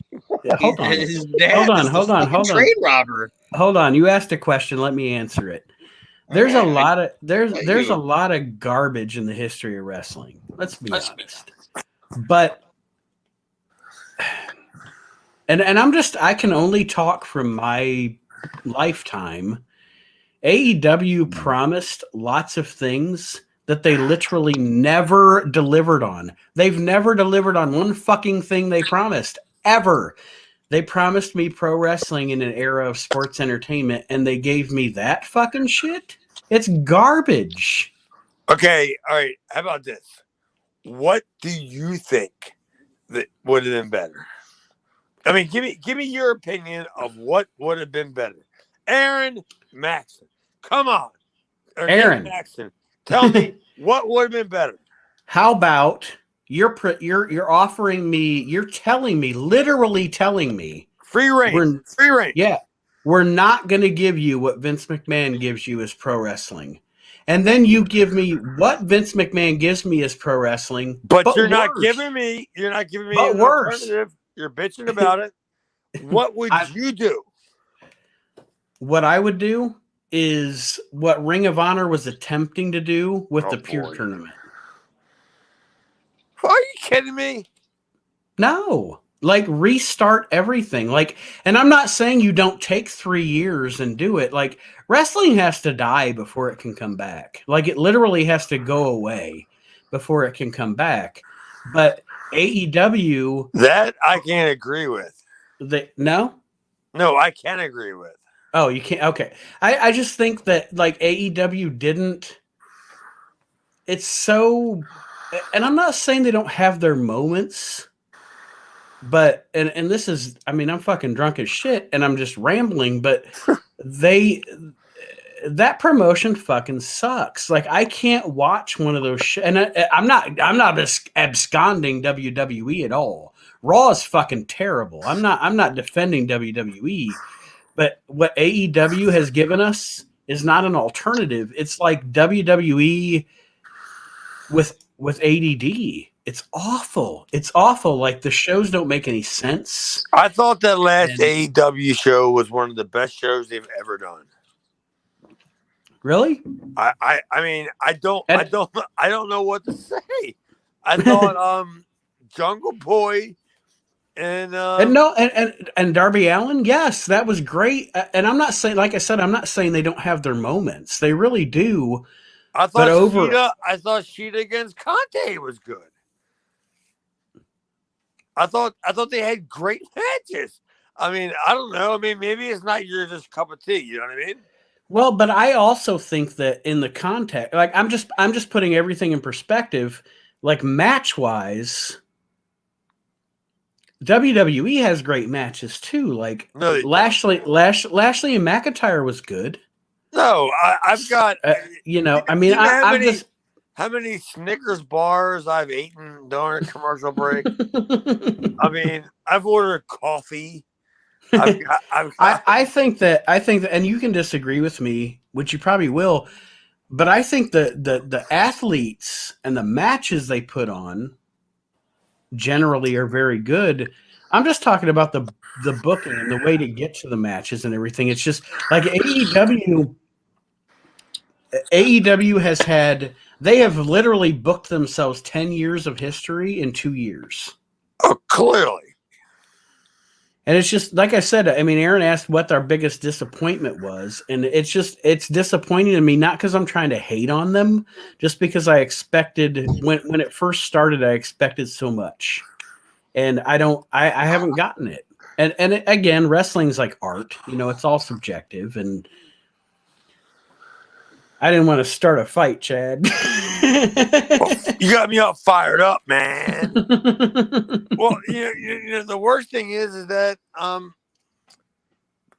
there's nobody else to go to. Mm-hmm. As who are you going to get? Dusty's gone, right? I mean, I guess we have to resign ourselves to this is what it is now. But I don't know, and that's why, like I said, I wasn't trying to frame my answer to Aaron's question as you were completely shitting on AEW. You were trying to get me all riled up. You were trying to get me all in motion. You were trying to get me all revved up in gear. You were trying to get me to cut a promo on you about how you don't know what's going on with the what? Never mind. And then I can use your promo as a hype piece for the We Can't Wrestle podcast. You're on to me. You're on to me, Chad. I was on my way to cutting the masterpiece, by the way. Speaking of the masterpiece, if we're going to talk about current product, my favorite current product is, and you guys are going to shit on me, I know, I like the NWA. I like Billy Corgan's NWA. It's an hour show. There's one fucking faction, and they just tell their story, and they get in and they get out, and I fucking enjoy it. I don't have any problem with that. I'm not paying the $5. I'll pay the $5 for me. Oh, sure. Yeah, then go ahead, knock yourself out. But we'll let Nate pay it. He's not paying me anything. You give Chad $5 a month. Yeah, he's making all this network money. Yeah, World Wrestling Network and you goddamn shit. You motherfuckers. Yeah, he's cleaning up over here.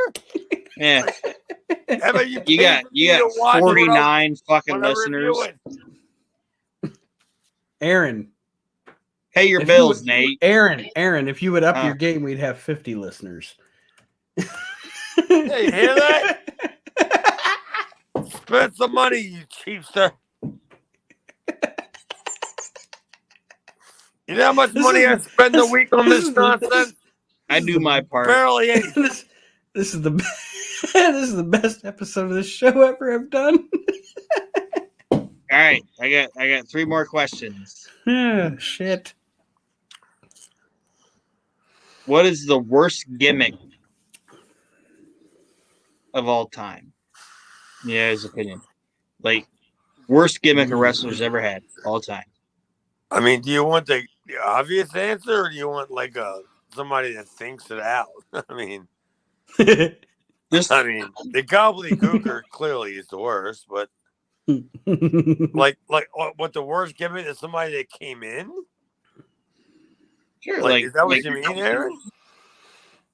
What's your after you think of the gobbledygooker? Okay, that's the worst one. Yeah, What's clearly the one right after that? The worst one. hanging on the line. Yeah, that's clearly the worst one. What did they expect to gain from that? Like, this guy's gonna wrestle with these golf ball eyes and shit. I don't. Anyway, I mean, a big pop. He's bopping out of a fucking egg. I mean, clearly. Where was that pop? Like, it's almost like the Kenny Omega. Where was the kaboom? Let's say this for the record. An earth-shattering kaboom. Yeah. For the record, folks, in 1991, Gene Okerlund just failed Hector Guerrero. Yeah, Hector Guerrero was not going to be the face of WWE.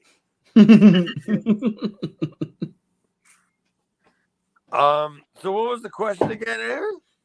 Well, after the gobbledygooker, what is the worst gimmick of all time? Worst gimmick?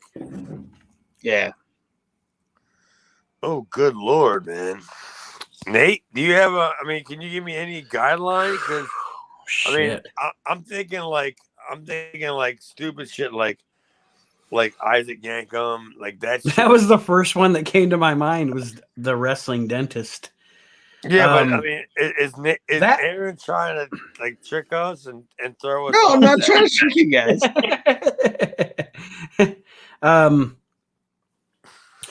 Yankem's up there, especially because it was saddled on a great worker. Like Glenn Jacobs is a good big man worker. Man, I'm starting to think that the fake Diesel and fake Razor. That or slapping Tracy Smothers with Freddie Joe Floyd. Oh, I love that. That was my favorite. Every time I saw Tracy, dude, I swear to God, every time I saw him, I was like, "Yeah, what's up, Freddie?" Like, and he didn't give a fuck. He didn't give a fuck. I thought that eventually he'd be like, "I'm fucking Tracy Smothers, motherfucker." And he would tell me to stop, but he realized he was cashing checks. That's my money gimmick, brother. That's a fair point. But that was like when Aaron said worst gimmick, I went to, okay, who's a good worker that got saddled with a shitty gimmick? Like, I'm not going to say the Ding Dongs because those guys were shitty workers anyway. So, hey, here's your shitty gimmick, shitty workers. But when you saddle Tracy Smothers with Freddie Joy Floyd, I don't know. Yeah, Isaac Yankem. Probably. Mine's Prince Karras. Mine's Prince Karras. I was a big fan of Tony Anthony's. TL Hopper. I mean, I just couldn't believe. I mean, I don't know. The last time I saw Tony, he wasn't even there yet, and I was just like, "Yeah, hey man, I'll see you later or whatever, kind of thing." How it works. And then I saw him on TV, and I went, "Oh, you're a plumber? I didn't know you were a plumber. You never told me you had plumbing experience." But my least favorite gimmick is Prince Karras. With the mummy? Yeah. The Smoky Mountain Prince Karras is fucking terrible. Yeah, what's he do during the day? I mean, what does his day consist of? Somebody got to rewrap him? He's just hanging out with Jim Mitchell and just and it's like, and they're like, "Oh, hey, let's introduce Prince Karras to the world, and his first feud is going to be with Tim Horner." Well, that's going to set the world on fire. Yeah, it's like that Prince Karras gimmick was just At least Tim Horner fucking said he bad. got to work with Dusty. I always kind of like that kind of gimmick, but it was never ever presented in the right way to me for where I could actually fall in love with it. You know what I mean? Yeah. Mhm. Like I liked it, but I could not go. He's not really a mummy. Did you like Dr. Frank? Yeah. Well, I did, but I didn't like it in that sense. It Right. could always be somebody that's doing it. But, you can't electrocute him and have the guy go like, and like not sell it. No, it's got to be the real guy, kind of. You know what I'm saying? Yeah. Like, I mean, if it's going to be a payoff, like Dr. Frank probably would have been Tommy Gilbert, for lack of a better person kind of thing. Um, but yeah, that's what I mean. Like, yeah, don't the Prince Chorus thing, whatever. That shit was ridiculous. I mean, it was so ridiculous that even fucking Cornette knew it was ridiculous, and he just didn't know what to do with it because the fucking what's his name? The guy paying the money, whatever his name was. Rick Rubin. Rick Rubin. Rick Rubin. Yeah, that's right. He wanted a fucking mummy, and they gave him Daryl Van Horn, and like James Vandenberg did a great job. Like he was fucking fantastic.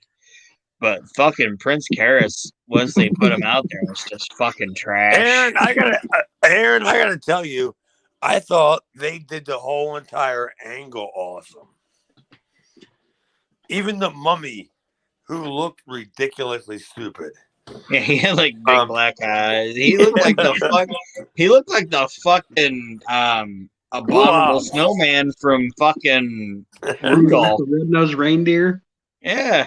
So he looked like Will Hobbs. He was standing up there going,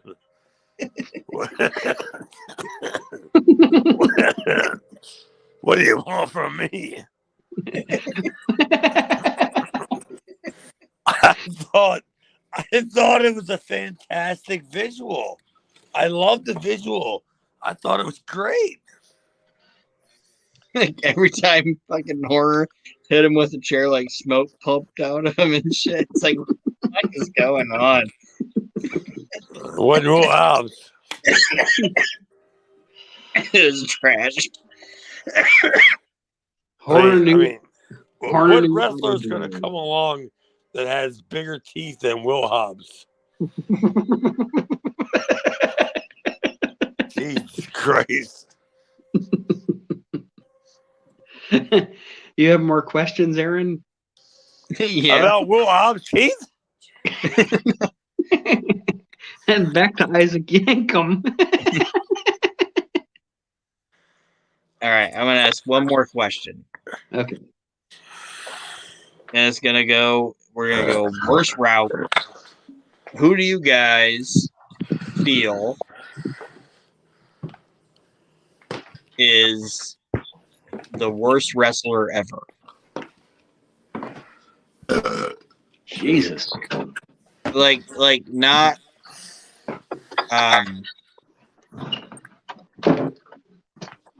like just in the ring, like just watching this, you're just like, this is the worst wrestler I've ever seen.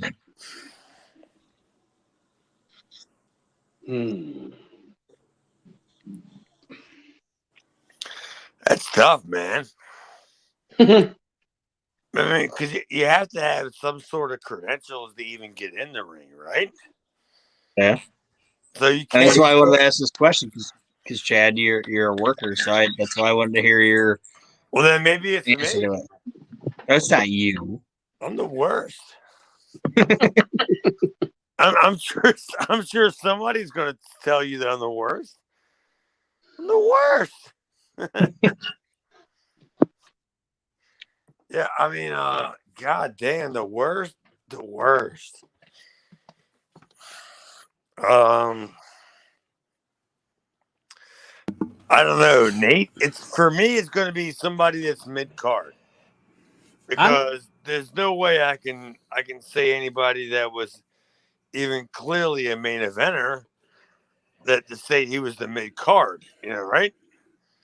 Because Yeah, they wouldn't have been a mid obviously card. I'm talking as an observer that's never been in the ring, so it's hard to pull.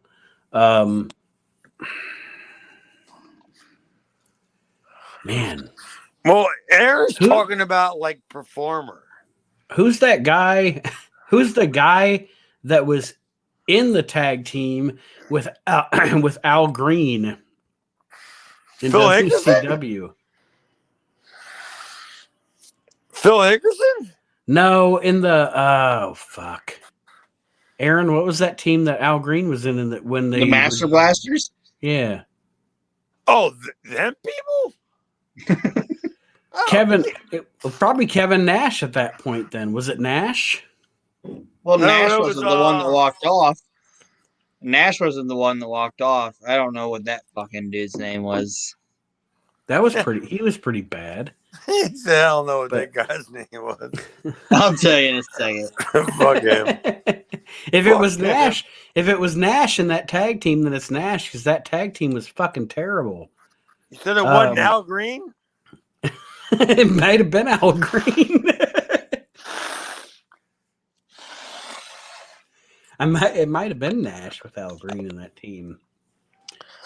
I mean, they were awful. Not it? Is Al Green not the right answer? But as far as a worker goes, like I guess to Aaron's question, I would add a level in that, Chad. Like if you're working as a worker, who's the worst? Like who did you walk out of a ring with and go, fuck this guy? Dude, I mean, you guys won't even understand. I worked a show about 6 years ago or so, whatever, and the guy that I work for him pretty much weekly, and he didn't pay nothing. He paid it was like $50, but he didn't pay shit, and he had me work against these three guys like in a 3-way match. And I remember, like, during the match, I sent all the three guys to the floor. And I told all of them, I said, stay away from me. Don't get nowhere near me. And I told one guy, I said, you stay with me. And I grabbed him. And I was like, you're going to stay with me because these guys can't work. They're going to hurt me. Yeah. Yeah, that's exactly what I said, Aaron or Nate. That's exactly what I said. I said, I'm not going to do anything with these guys because they're going to hurt me. I'm in my 40s. They're in their 20s. You know what I mean? Yeah. And I'm trying to put these spots together, and there's no chance I'm going to do anything with these fucking hillbillies that don't know how to do shit. And so, yeah, I threw the guy in the ring, and I was like, yeah, you stay with me. And I don't have a problem with, like telling somebody, no, I'm not doing, you know what I mean? Right. Like, no, I'm not doing that because not only you have to go to work tomorrow, I got to go to work tomorrow. And be able to walk. Yeah. Well, I can't find the Master Blaster that was with Kevin Nash's name. All it says is his fucking name was Iron. Well, then it's Al Green, and he's my vote as a non-worker. Al Green. Is that why you got the tattoo, Aaron? You got a tattoo of Iron? Yeah. It's just a piece of iron tattooed on your arm? Yeah. Can I tell you guys who I think my least... It's not even Brutus Beefcake. Like, this guy's worse than Brutus Beefcake. Okay, you ready? I think out of all the wrestlers I've ever seen and I've ever watched, I think this guy's fucking garbage, and I've never seen him do anything good. Is Van Hammer. Okay. He was pretty rotten. He's garbage. Van Hammer's trash. Well, I mean, I agree. Not to leave the show on a down note. It's just Van Hammer sucks. No, I agree. But he's also a friend of mine. Sorry, man. Yeah, it's no big deal. That's why I was trying to look for the words to say. I wasn't going to go like, shut the fuck up, Aaron. Like, what the fuck do you know? You never saw him against me. He might donate to like Hands Across America and the Variety Club. Oh, he does. The Variety Club. Good for him. But he stinks. He keeps Sandman with a roof over his head. That's cool. But he's terrible. He's awful in the ring. Yeah, I know. There's not a whole lot I can do as a friend either. I mean, I tried to pull him aside, and I tried to say like, "Hey, man, you might want to do something about your work." And he was like, "What do you mean?" I said, "It's not good, man." And that was a nice way of saying it. Yeah, he's like, "What do you mean? I work for WCW." I go, "That's what they lost $80 million a year." Yeah, hey, Van, if you don't want to take my word for it, ask PN News for some pointers. Maybe he can make it better. Yeah, I had to get his number from Van Hammer to find Axel. Because Axel was late for a show. And I said, "Hey, Axel." And he's like, "Hey, what are you doing?" I said, "I'm calling you from Van Hammer's track phone." And I was like, "You're supposed to be in Dolphin tonight." And Axel was like, "What do you mean?" I was like, "Yeah." And he's like, "Oh, I didn't know." And I was like, "Well, I don't book your shit. So if you ain't gonna be there, you ain't gonna be there." So I don't know what to tell you, Axel. So I promised my co-hosts on this show that we would be done at a certain time. And I want to ask you guys if you want to hang out a little longer or end the show, because I had something that I had for the show, and then Aaron started with his questions, and they were provocative, and I liked them. So we rolled with that. I was watching, God bless me, WWF in '94. Oof. Why? I watched WrestleMania 10, so then I started watching WWF 94 stuff because I still have the network because I'm cheating. I have a VPN, so my internet connection actually thinks I live in the United Kingdom, so I'm still able to subscribe to the network. And I started watching WWF 94, which frankly is boring, but I was watching some preliminary matches. And then I saw a preliminary guy on there, so I decided to Google, jobbers in wrestling. And I found this article on WWFoldschool.com they ranked their 20 greatest jobbers in wrestling. Oh, I can't do 20 people. If you guys want to hang out, we can go over this list, or if you don't, we can save it for another show. Well, it's up to you guys. If you want to say Frank Williams, you can say Frank Williams. I think he's on there. Do you guys want to hang out and go through this real quick? How quick is it going to be? Like a half an hour? Yeah, we can do it in a half hour. Nobody loves jobbers more than me. Nobody. Like, I can do a half an hour. Like one of these days, Aaron, I'm going to show you my book that I started when I was a kid. I started writing down every job guy's name I ever known. Sweet. in a notebook. And I got it's like 3 pages. Dude, that could be a weekly podcast. You wouldn't believe some of the guys' names that are on it from when I was a kid. Mick Foley's on it. Mm-hmm. Yeah, shit. He jobbed at the Bulldogs. Yeah, there's so many guys' names that are on this list, and it's literally I never added anything except my name. I never added anything except me. But I mean, other than that, every other name it was when I was a kid, just watching TV, going, "Job guys, the jobbers." I love the job guys. We'll give Aaron 30 minutes and we'll run him through them real quick. As we always do. We do everything real quick here, right? Number 20. This is the WWFOldSchool.com list of 20 best jobbers ever. Brian Costello. No. Remember him in the green? Negative. No. I don't know that guy. Yeah, negative. Yeah.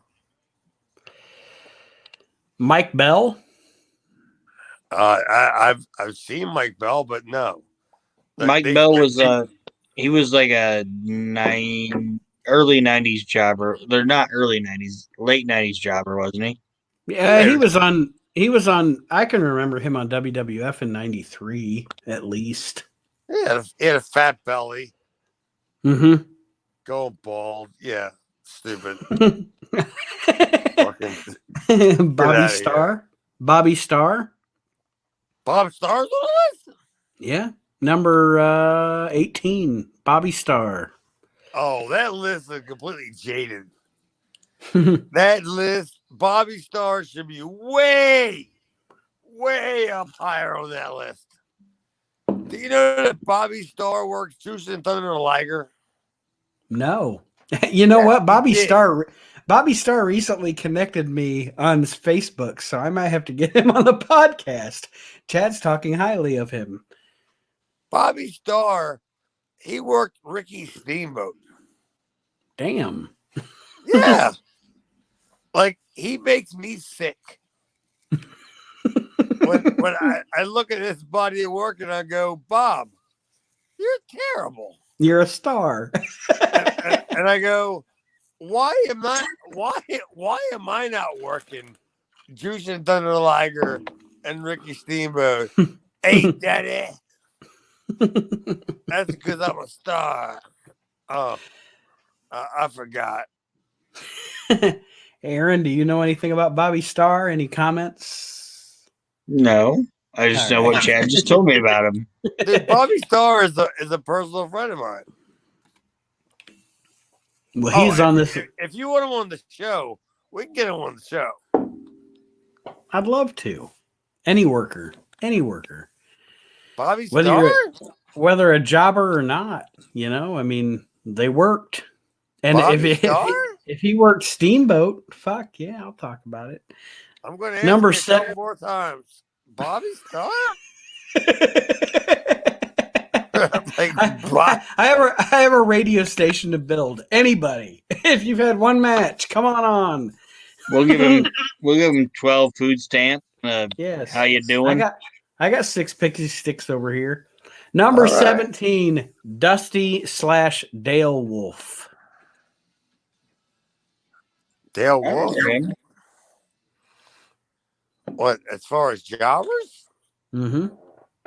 He's number 17 on this list. Well, that's probably down low enough. He worked a lot on Superstars. Yeah, he was on Superstars a lot. He's down there. Number 16, Reno Riggins. Reno Riggins. What? Hell of a mullet. Hell of a mullet.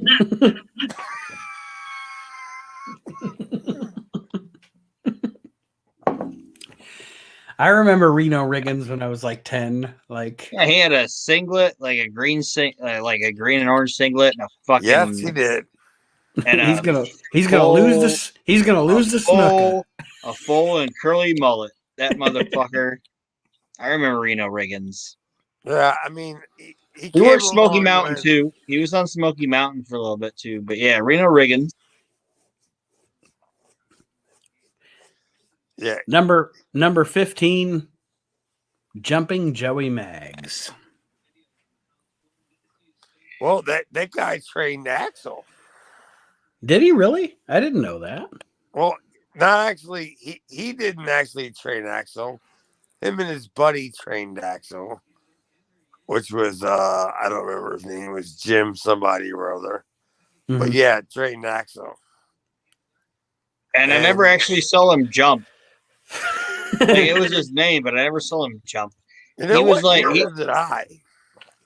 he was like he Well, he I was mean, like he was a tad taller than Kevin Sullivan, but I never saw him jump.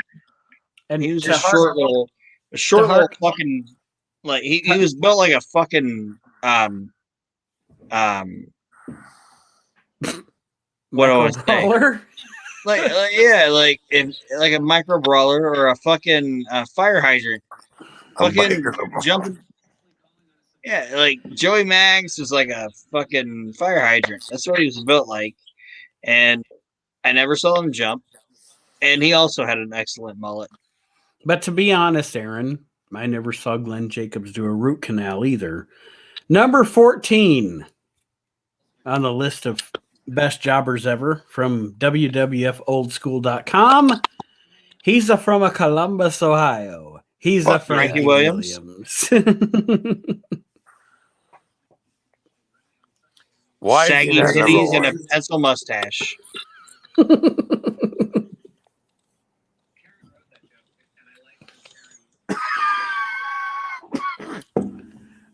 Greatest jobber ever. I agree. I absolutely agree. Frankie Williams, greatest jobber ever, and that Piper's Pit is one of the greatest wrestling segments ever. Let's not fucking shirk that shit. Piper's like, oh, you're from a Columbus, Ohio. But on WWF Old School's but hold on real quick. Sure. Like that's my favorite thing that it's not my favorite thing Roddy ever said. But when he was trying to figure out what Piper's Pit was supposed to be, he was interviewing Frankie Williams, and Frankie Williams, he was like, "Where are you from?" And he's like, "I'm from Columbus, Ohio." And Piper said, the minute he goes, "I'm from Columbus, Ohio," Piper said, the minute he said that, it clicked at him, and he goes, "Oh, that's what this show is supposed to be." That's great. I'm gonna smack this fucker in the face. It's gonna be great. Number 13 on this list, The Gambler. In WCW? Yep. Yeah. Whose actual real name was Jeff Gamble. So, not too far off. He sucked ass. Yeah, but he did other work. He did. Like for Eddie Mansfield and... Mm-hmm. I mean, no. He's not Frankie Williams. Number 12. No. Number 12 on the... not Frankie Williams. He's not. I would rank Frankie as probably top 3 at least. They rank number 12, Terry Gibbs. He was a star in St. Louis. But he jobbed to the Warrior on the WWF. So these guys think. Well, I mean, if he was a star in St. Louis, what's that tell you about the territory? Number 11, recently passed, Barry O. Barry Orton. Again, just a guy that did what? 14, 15 tapings in the early 80s? Mm-hmm. Like, he wasn't a perennial jobber, right? I mean, I wouldn't count him, no. And then he was in a jobber like everywhere he went. Like when he was in Stampede, he was like the Zodiac, whatever, and they did shit with him. Yeah. I think this list is just shit that people saw. Well, yeah, and I mean Amazing. it's a Whatever. website. It's a website called WWF Old School. So Okay. number 10, Rusty Brooks, who we recently lost.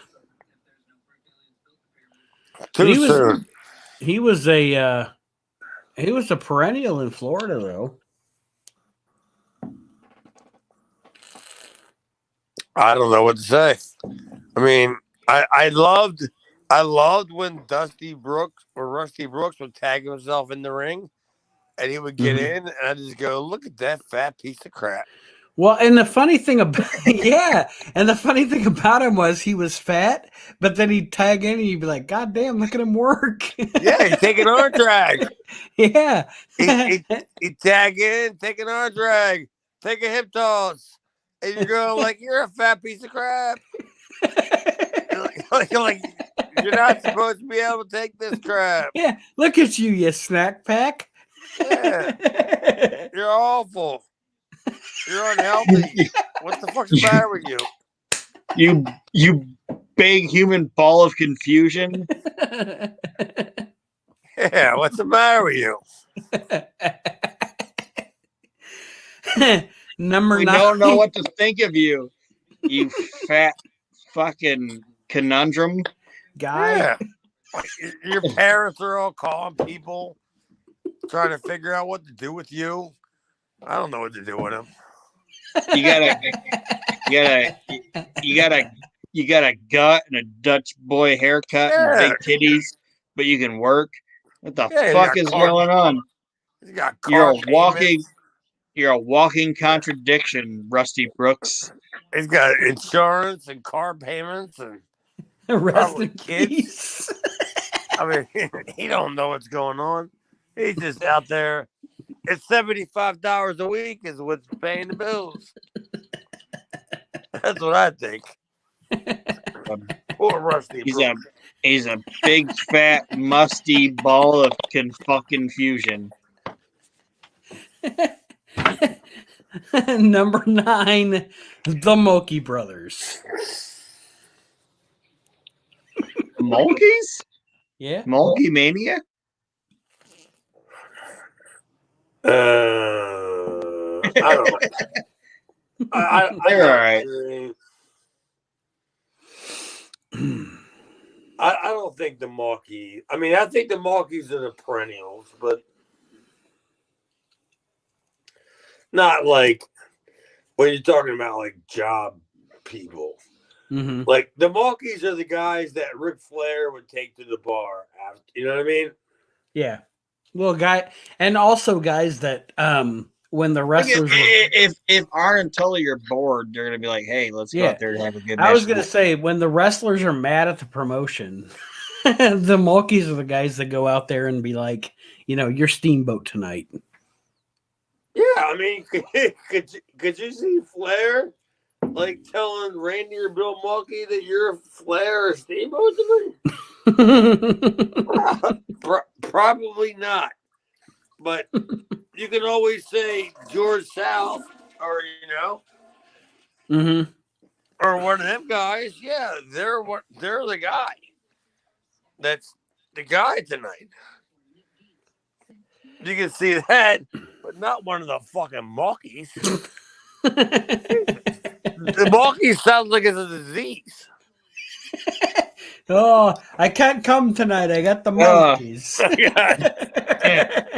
Fucking Mulkeys. Sal Malone was like, "Don't book me in the viewer choice. I got the Mulkeys." Oh my god! Oh my god! Oh. I got it from the peaches. Oh no! The kids. The peaches gave me the Mulkeys. And the kids. The Sandman's like, "Pay your bill, Sal." This is ridiculous.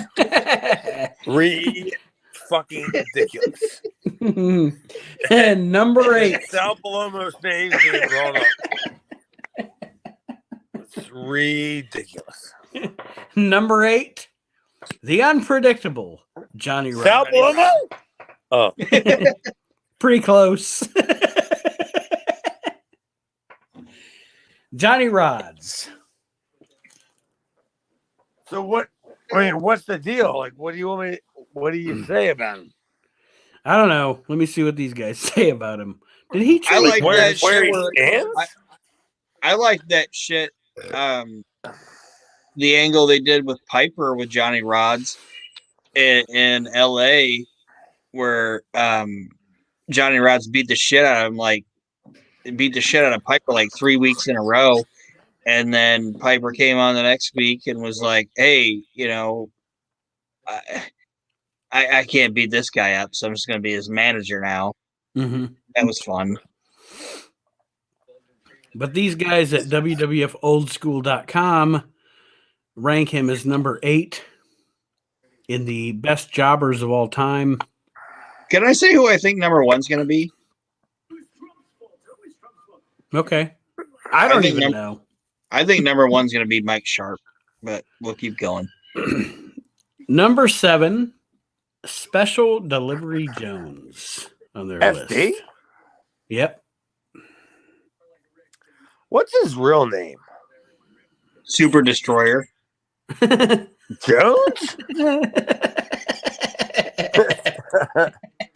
Like when the mailman puts the package in the thing, he's like, "You motherfucker." Super Destroyer Jones. Would you look at you?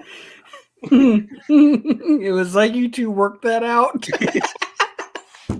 Yeah, it's like he's living in this roach-infested fucking apartment.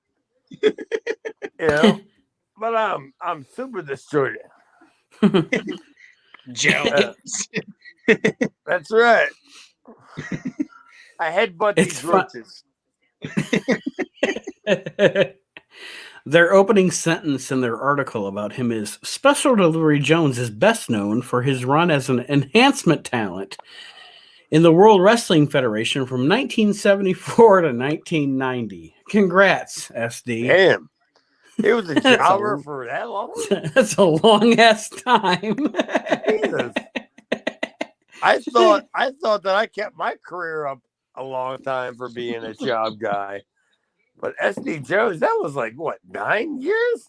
8 years? 20 fucking something years. Yeah, SD Jones, he didn't give a fuck. Like he put over a figure painting expedition. The checks keep coming. The checks keep coming. Number 6, Jim Powers. All right, whatever. Now we're starting to get into the guys that people know. Like Frankie Williams should be the first. That's just the way it is. I would say Frankie Williams would be my number 2, and my number 1 would probably be Steve Lombardi. I'm telling you guys, it's gonna be Mike Sharp. I'm telling you guys, it's gonna be Mike Sharp. Well, number 5. Number 1. At this point, Aaron, you're probably right. Number 5 is Dwayne Gill. Oh, Dwayne boy, my buddy Dwayne. What do you mean he's like what? Because you can see him every week on Dark Side of the Ring when he's getting clotheslined by the Road Warriors, with his black and white blonde mullet. Look, Dwayne Gill, come on, seriously. Dwayne Gill's awesome.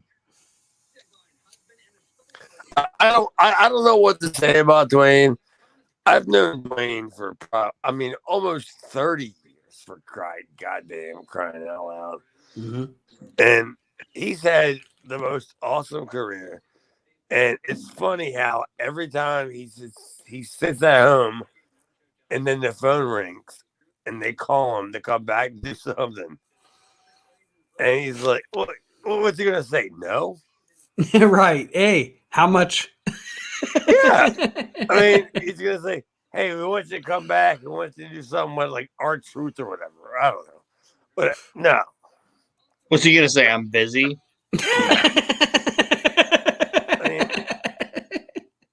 I'm in the bathroom, man. I got this bonsai tree. It ain't gonna trim itself. Fuck. How do you think this thing works? Yeah, you know what I mean, right? So yeah, Dwayne's like a good friend of mine. And every time I see Dwayne like doing anything, same with Ellsworth, I just go, I can't believe you two are still getting fucking paid to do anything. Because Vince likes Dwayne because like He'll do Dwayne anything. what's that? He probably pays Vince. He doesn't pay Vince. I mean, Vince likes Dwayne because back in like 91, when he was doing jobs for Vince, like the Road Warriors and the Steiners, they would say, "Hey, we want to work with this guy." Do the jobs because he took the bumps, kind of thing. You know what I mean, right, Nate? Yeah, well, yeah, and that's a testament to a fantastic worker. Say what you want, but Dwayne Gill obviously was a guy that serious pro wrestlers wanted to work with if they had to do an enhancement match. And he called Vince's eye. Yeah. The Steiners liked him. The Road Warriors liked him. Number 4 on this list is a guy that maybe not necessarily was a guy that Vince would have wanted to be on his show, but a guy that would have definitely brought a bunch of extra talent to the show is the Italian Stallion. Number 4, Gary Salvo. What, WWE? Yeah, I mean, this website is wwfoldschool.com. But as far as top jobbers of all time, Well, you probably couldn't book Italian Stallion in WWE in what, anytime pre-84, right? Right. So where would you book him? Like, is he the Scott McGee that he's at Madison Square Garden opening match against Les Norton? Was he one of those guys like hooked up with Bundy? Who? Italian Stallion. Was he tight with Bundy? You know what? That's a good question. He could have been. I don't know for a fact, but he probably did have a connection with Bundy because they were all in the same like racket together. You know what I mean? Mm-hmm. Like they were all sending the same guys to do TVs, Right. and doing shit together. So he probably knew Chris. Yeah, I mean, I don't know, but that makes sense, honestly. Aaron, anything on Italian Stallion? I didn't ever think I'd ask that question on the show. Yeah, he loves him. He's got I saw his tattoo the other day on Facebook. I never put a tattoo on Facebook. I don't know what that's about. I saw it. The tattoo you got. That stallion beefcake tattoo you have. Yeah, I have an Italian Stallion beefcake tattoo. That's right. It's like Two-Face from the Batman. Why'd you put it on the Facebook page? Now the whole world can see it. We all see it now. Okay. Stop posting your tattoos and your lasagnas on Facebook. Yeah. And my spicy meatballs.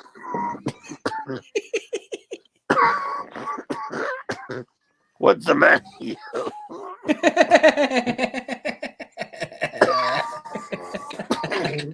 What's the matter, you? I have no idea. But the Italian Stallion's a fucking piece of shit. Jesus. Yeah, Italian. He's a piece of shit. He's a piece of shit. What, is it your money? Wow, Fuck why? him and his entire Yeah, family. Like, why? God. All right, moving on. Number 3. He ain't no Frankie Williams. That's all I'm gonna say. Well, you're not Or wrong there. Super Destroyer Jones. Fuck the Italian Stallion.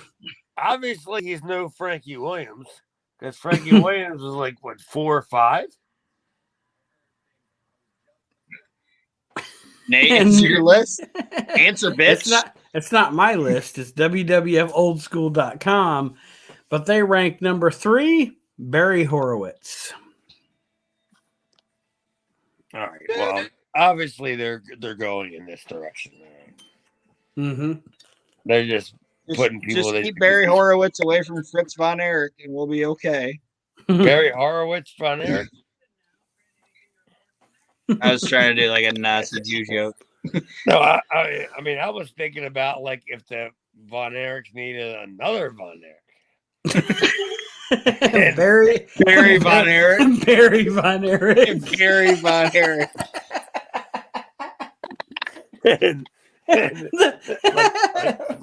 Barry, I don't know why Barry von Erich cracks me up so much.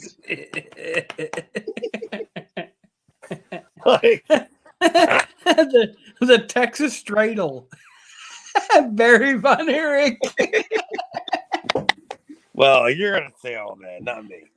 Yes, I am. I am not gonna say all that. Barry von Erich. The only thing I said was it's Barry von Erich. Yeah, but no, I mean, I'll give credit to Barry as far as a jobber and when I grew up as a wrestling fan. Yeah, perennial jobber. He was always there, and it was never a bad match, and he always did a good job.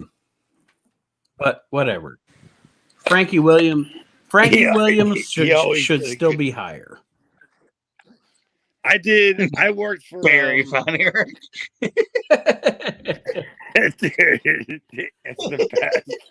Like, why the fucking Lance, man? You could have got Barry. I mean, that just reeks of success. Right? I mean, Lance sunk. Yeah, over the nose dive. Boom. Right down into the water. But yeah, Barry von Erich. Yeah, I mean, yeah. Now we're talking. Now we got something going. Yeah. It's the first Von Erich with a Jew perm. It would make it great. Yeah. The Jew Von Erich. I mean, I'm not sure you can say that, but whatever. Like Jew Von Erich?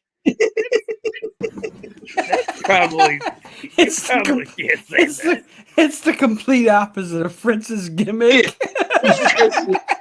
Fritz is like, shit, I don't want to kill this one.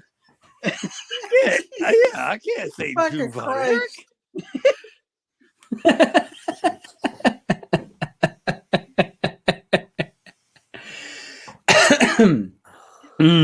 Number 2. Number 2. The Brooklyn Brawler, Steve Lombardi. All right, so this is a biased list. It is. It totally Like I said, Mike Sharp's going to be number 1. But well, Steve Lombardi, I know he's a jobber or whatever, but he should be commended for what he did in his career, I think. I mean, I'm not disagreeing, because if your goal as a pro wrestler is to make money and make money in the top job. And make money in the top pro wrestling promotion in the world, obviously Steve-O did his job. and made his money.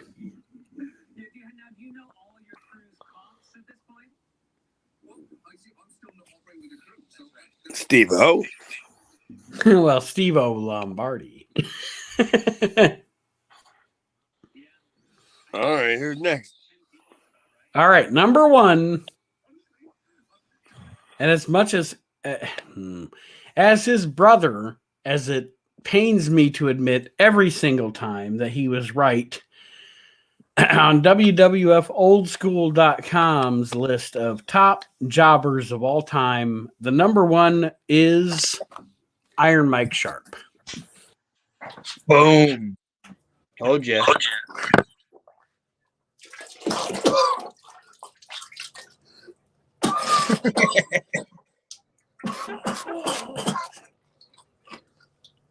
Iron Mike Sharp is the perennial jobber. And I'm not even saying that trying to be disrespectful.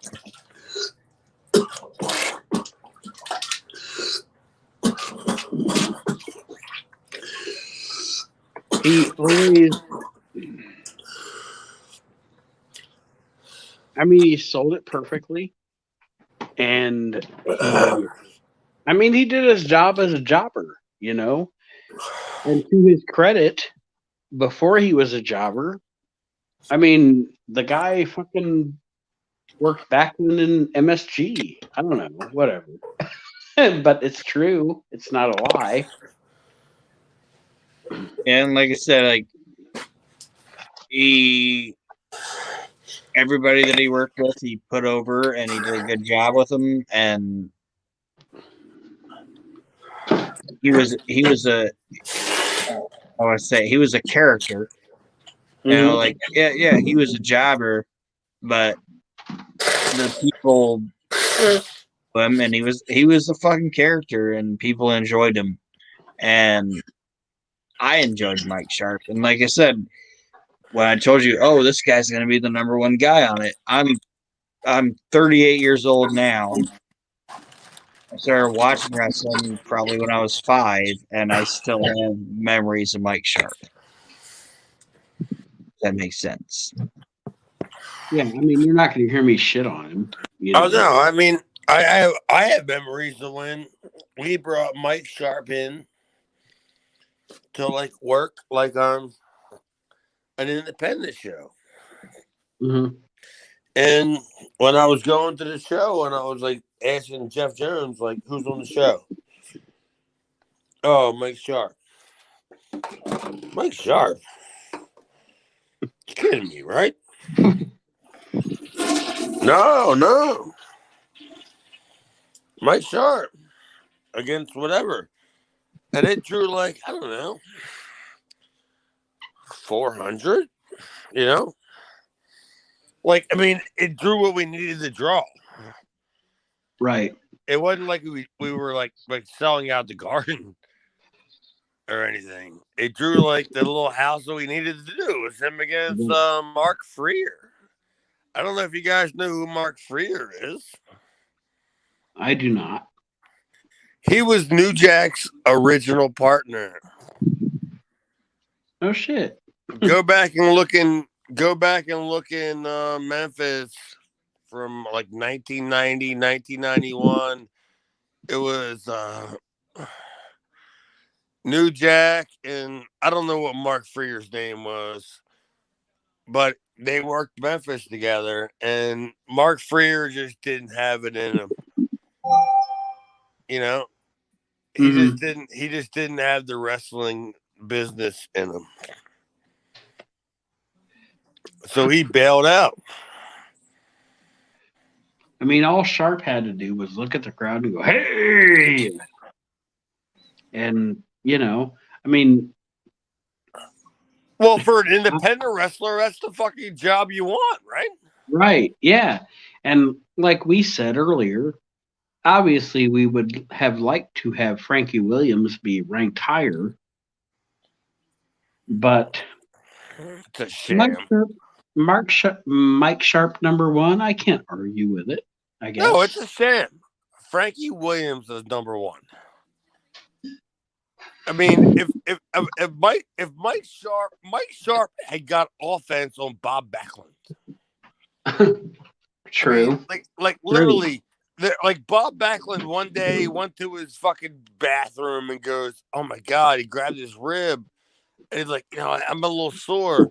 And Mike Sharp, that was a stiff shot he gave me. I mean, Yeah. there's nobody going to the fucking latrine going, that Frankie Williams. Like he was really stiff tonight. I don't think that's happening. So yeah, we'll just forget about all that, and then we'll rebook this. Yeah, because there's no chance that. Oh, goddamn! What is Frankie Williams at your house? Frankie Williams just knocked over all your glasses? All my beer bottles. Oh my god! Frankie Williams is all pissed off. I'm a Frankie Williams. I'm for Killer Messiah. I get not afraid of nobody. I'm always deciding no matter what. And knocking your bottles down, bitch. A fucking with me, I am fucking with you. I don't. Yeah, that's Frank Williams is the greatest jobber of all time. Like, there's just not there's not even an argument. Like, whether he likes it or not, that's the worst part about it. Is what if you call Frank Williams and say, "Hey, man, you're the greatest jobber ever," and he answers the phone. He's like, what's the matter, you?" Okay. Yeah. Like all of a sudden he's Sal. He's Sal That's a Palomo. spicy meatball. But what about the kids? What about the kids? Frank Williams like, fuck those kids. Yeah. I got a job to do. Yeah. I gotta knock over the bottles and put over the pipe. I ain't got time for the kids. I gotta be in Hamburg on Wednesday. All right, what's the matter, you? I got, Johnny Rod says I gotta be there. Mr. Estrada said I gotta be there to get paid. Yeah, what the fuck? Well, this has been another fantastic edition of a no edit, no holds barred edition of the We Can't Wrestle podcast. Archie, thank you and your sinuses for joining us for like 14 minutes. No, but I'm thanking him for his 14 minutes of service regardless. And those that didn't join us, Kyle, Chris, David, what the fuck are you waiting for? But anyway, Aaron, Chad, you guys are the true troopers. The true. What was that? We are the true troopers. You are the. Nobody tubes better than us, Aaron. We are the best tubers. You are. Yeah. If you guys could sing, this is that like, Jericho song this is like to end the fucking show, no, so shut that the fuck me up. shitting This is like so that me shitting on AEW isn't. No, the this worst is like thing. This is like listening to a Rotary Hawk promo. Shut up. I'm a true trooper, and so are you, Chad. Fucking Nate is mumble mouth. You close the show then, fucker. Peace, bitches. Buy the shirt. That was a terrible sign. Buy the shirt. Buy the shirt. Tubers. Buy the shirt, Toopers. You're a good tuber, Chad. I'm a tuber? Apparently, we're the best tubers in the world, buddy. I think my fiance's got some fucking lace tubers. She got a tuber one. Goodbye, everybody. Thank you for joining us on the latest edition of the Drunken We Can't Wrestle podcast. We'll see you next week. Fuck, I love it.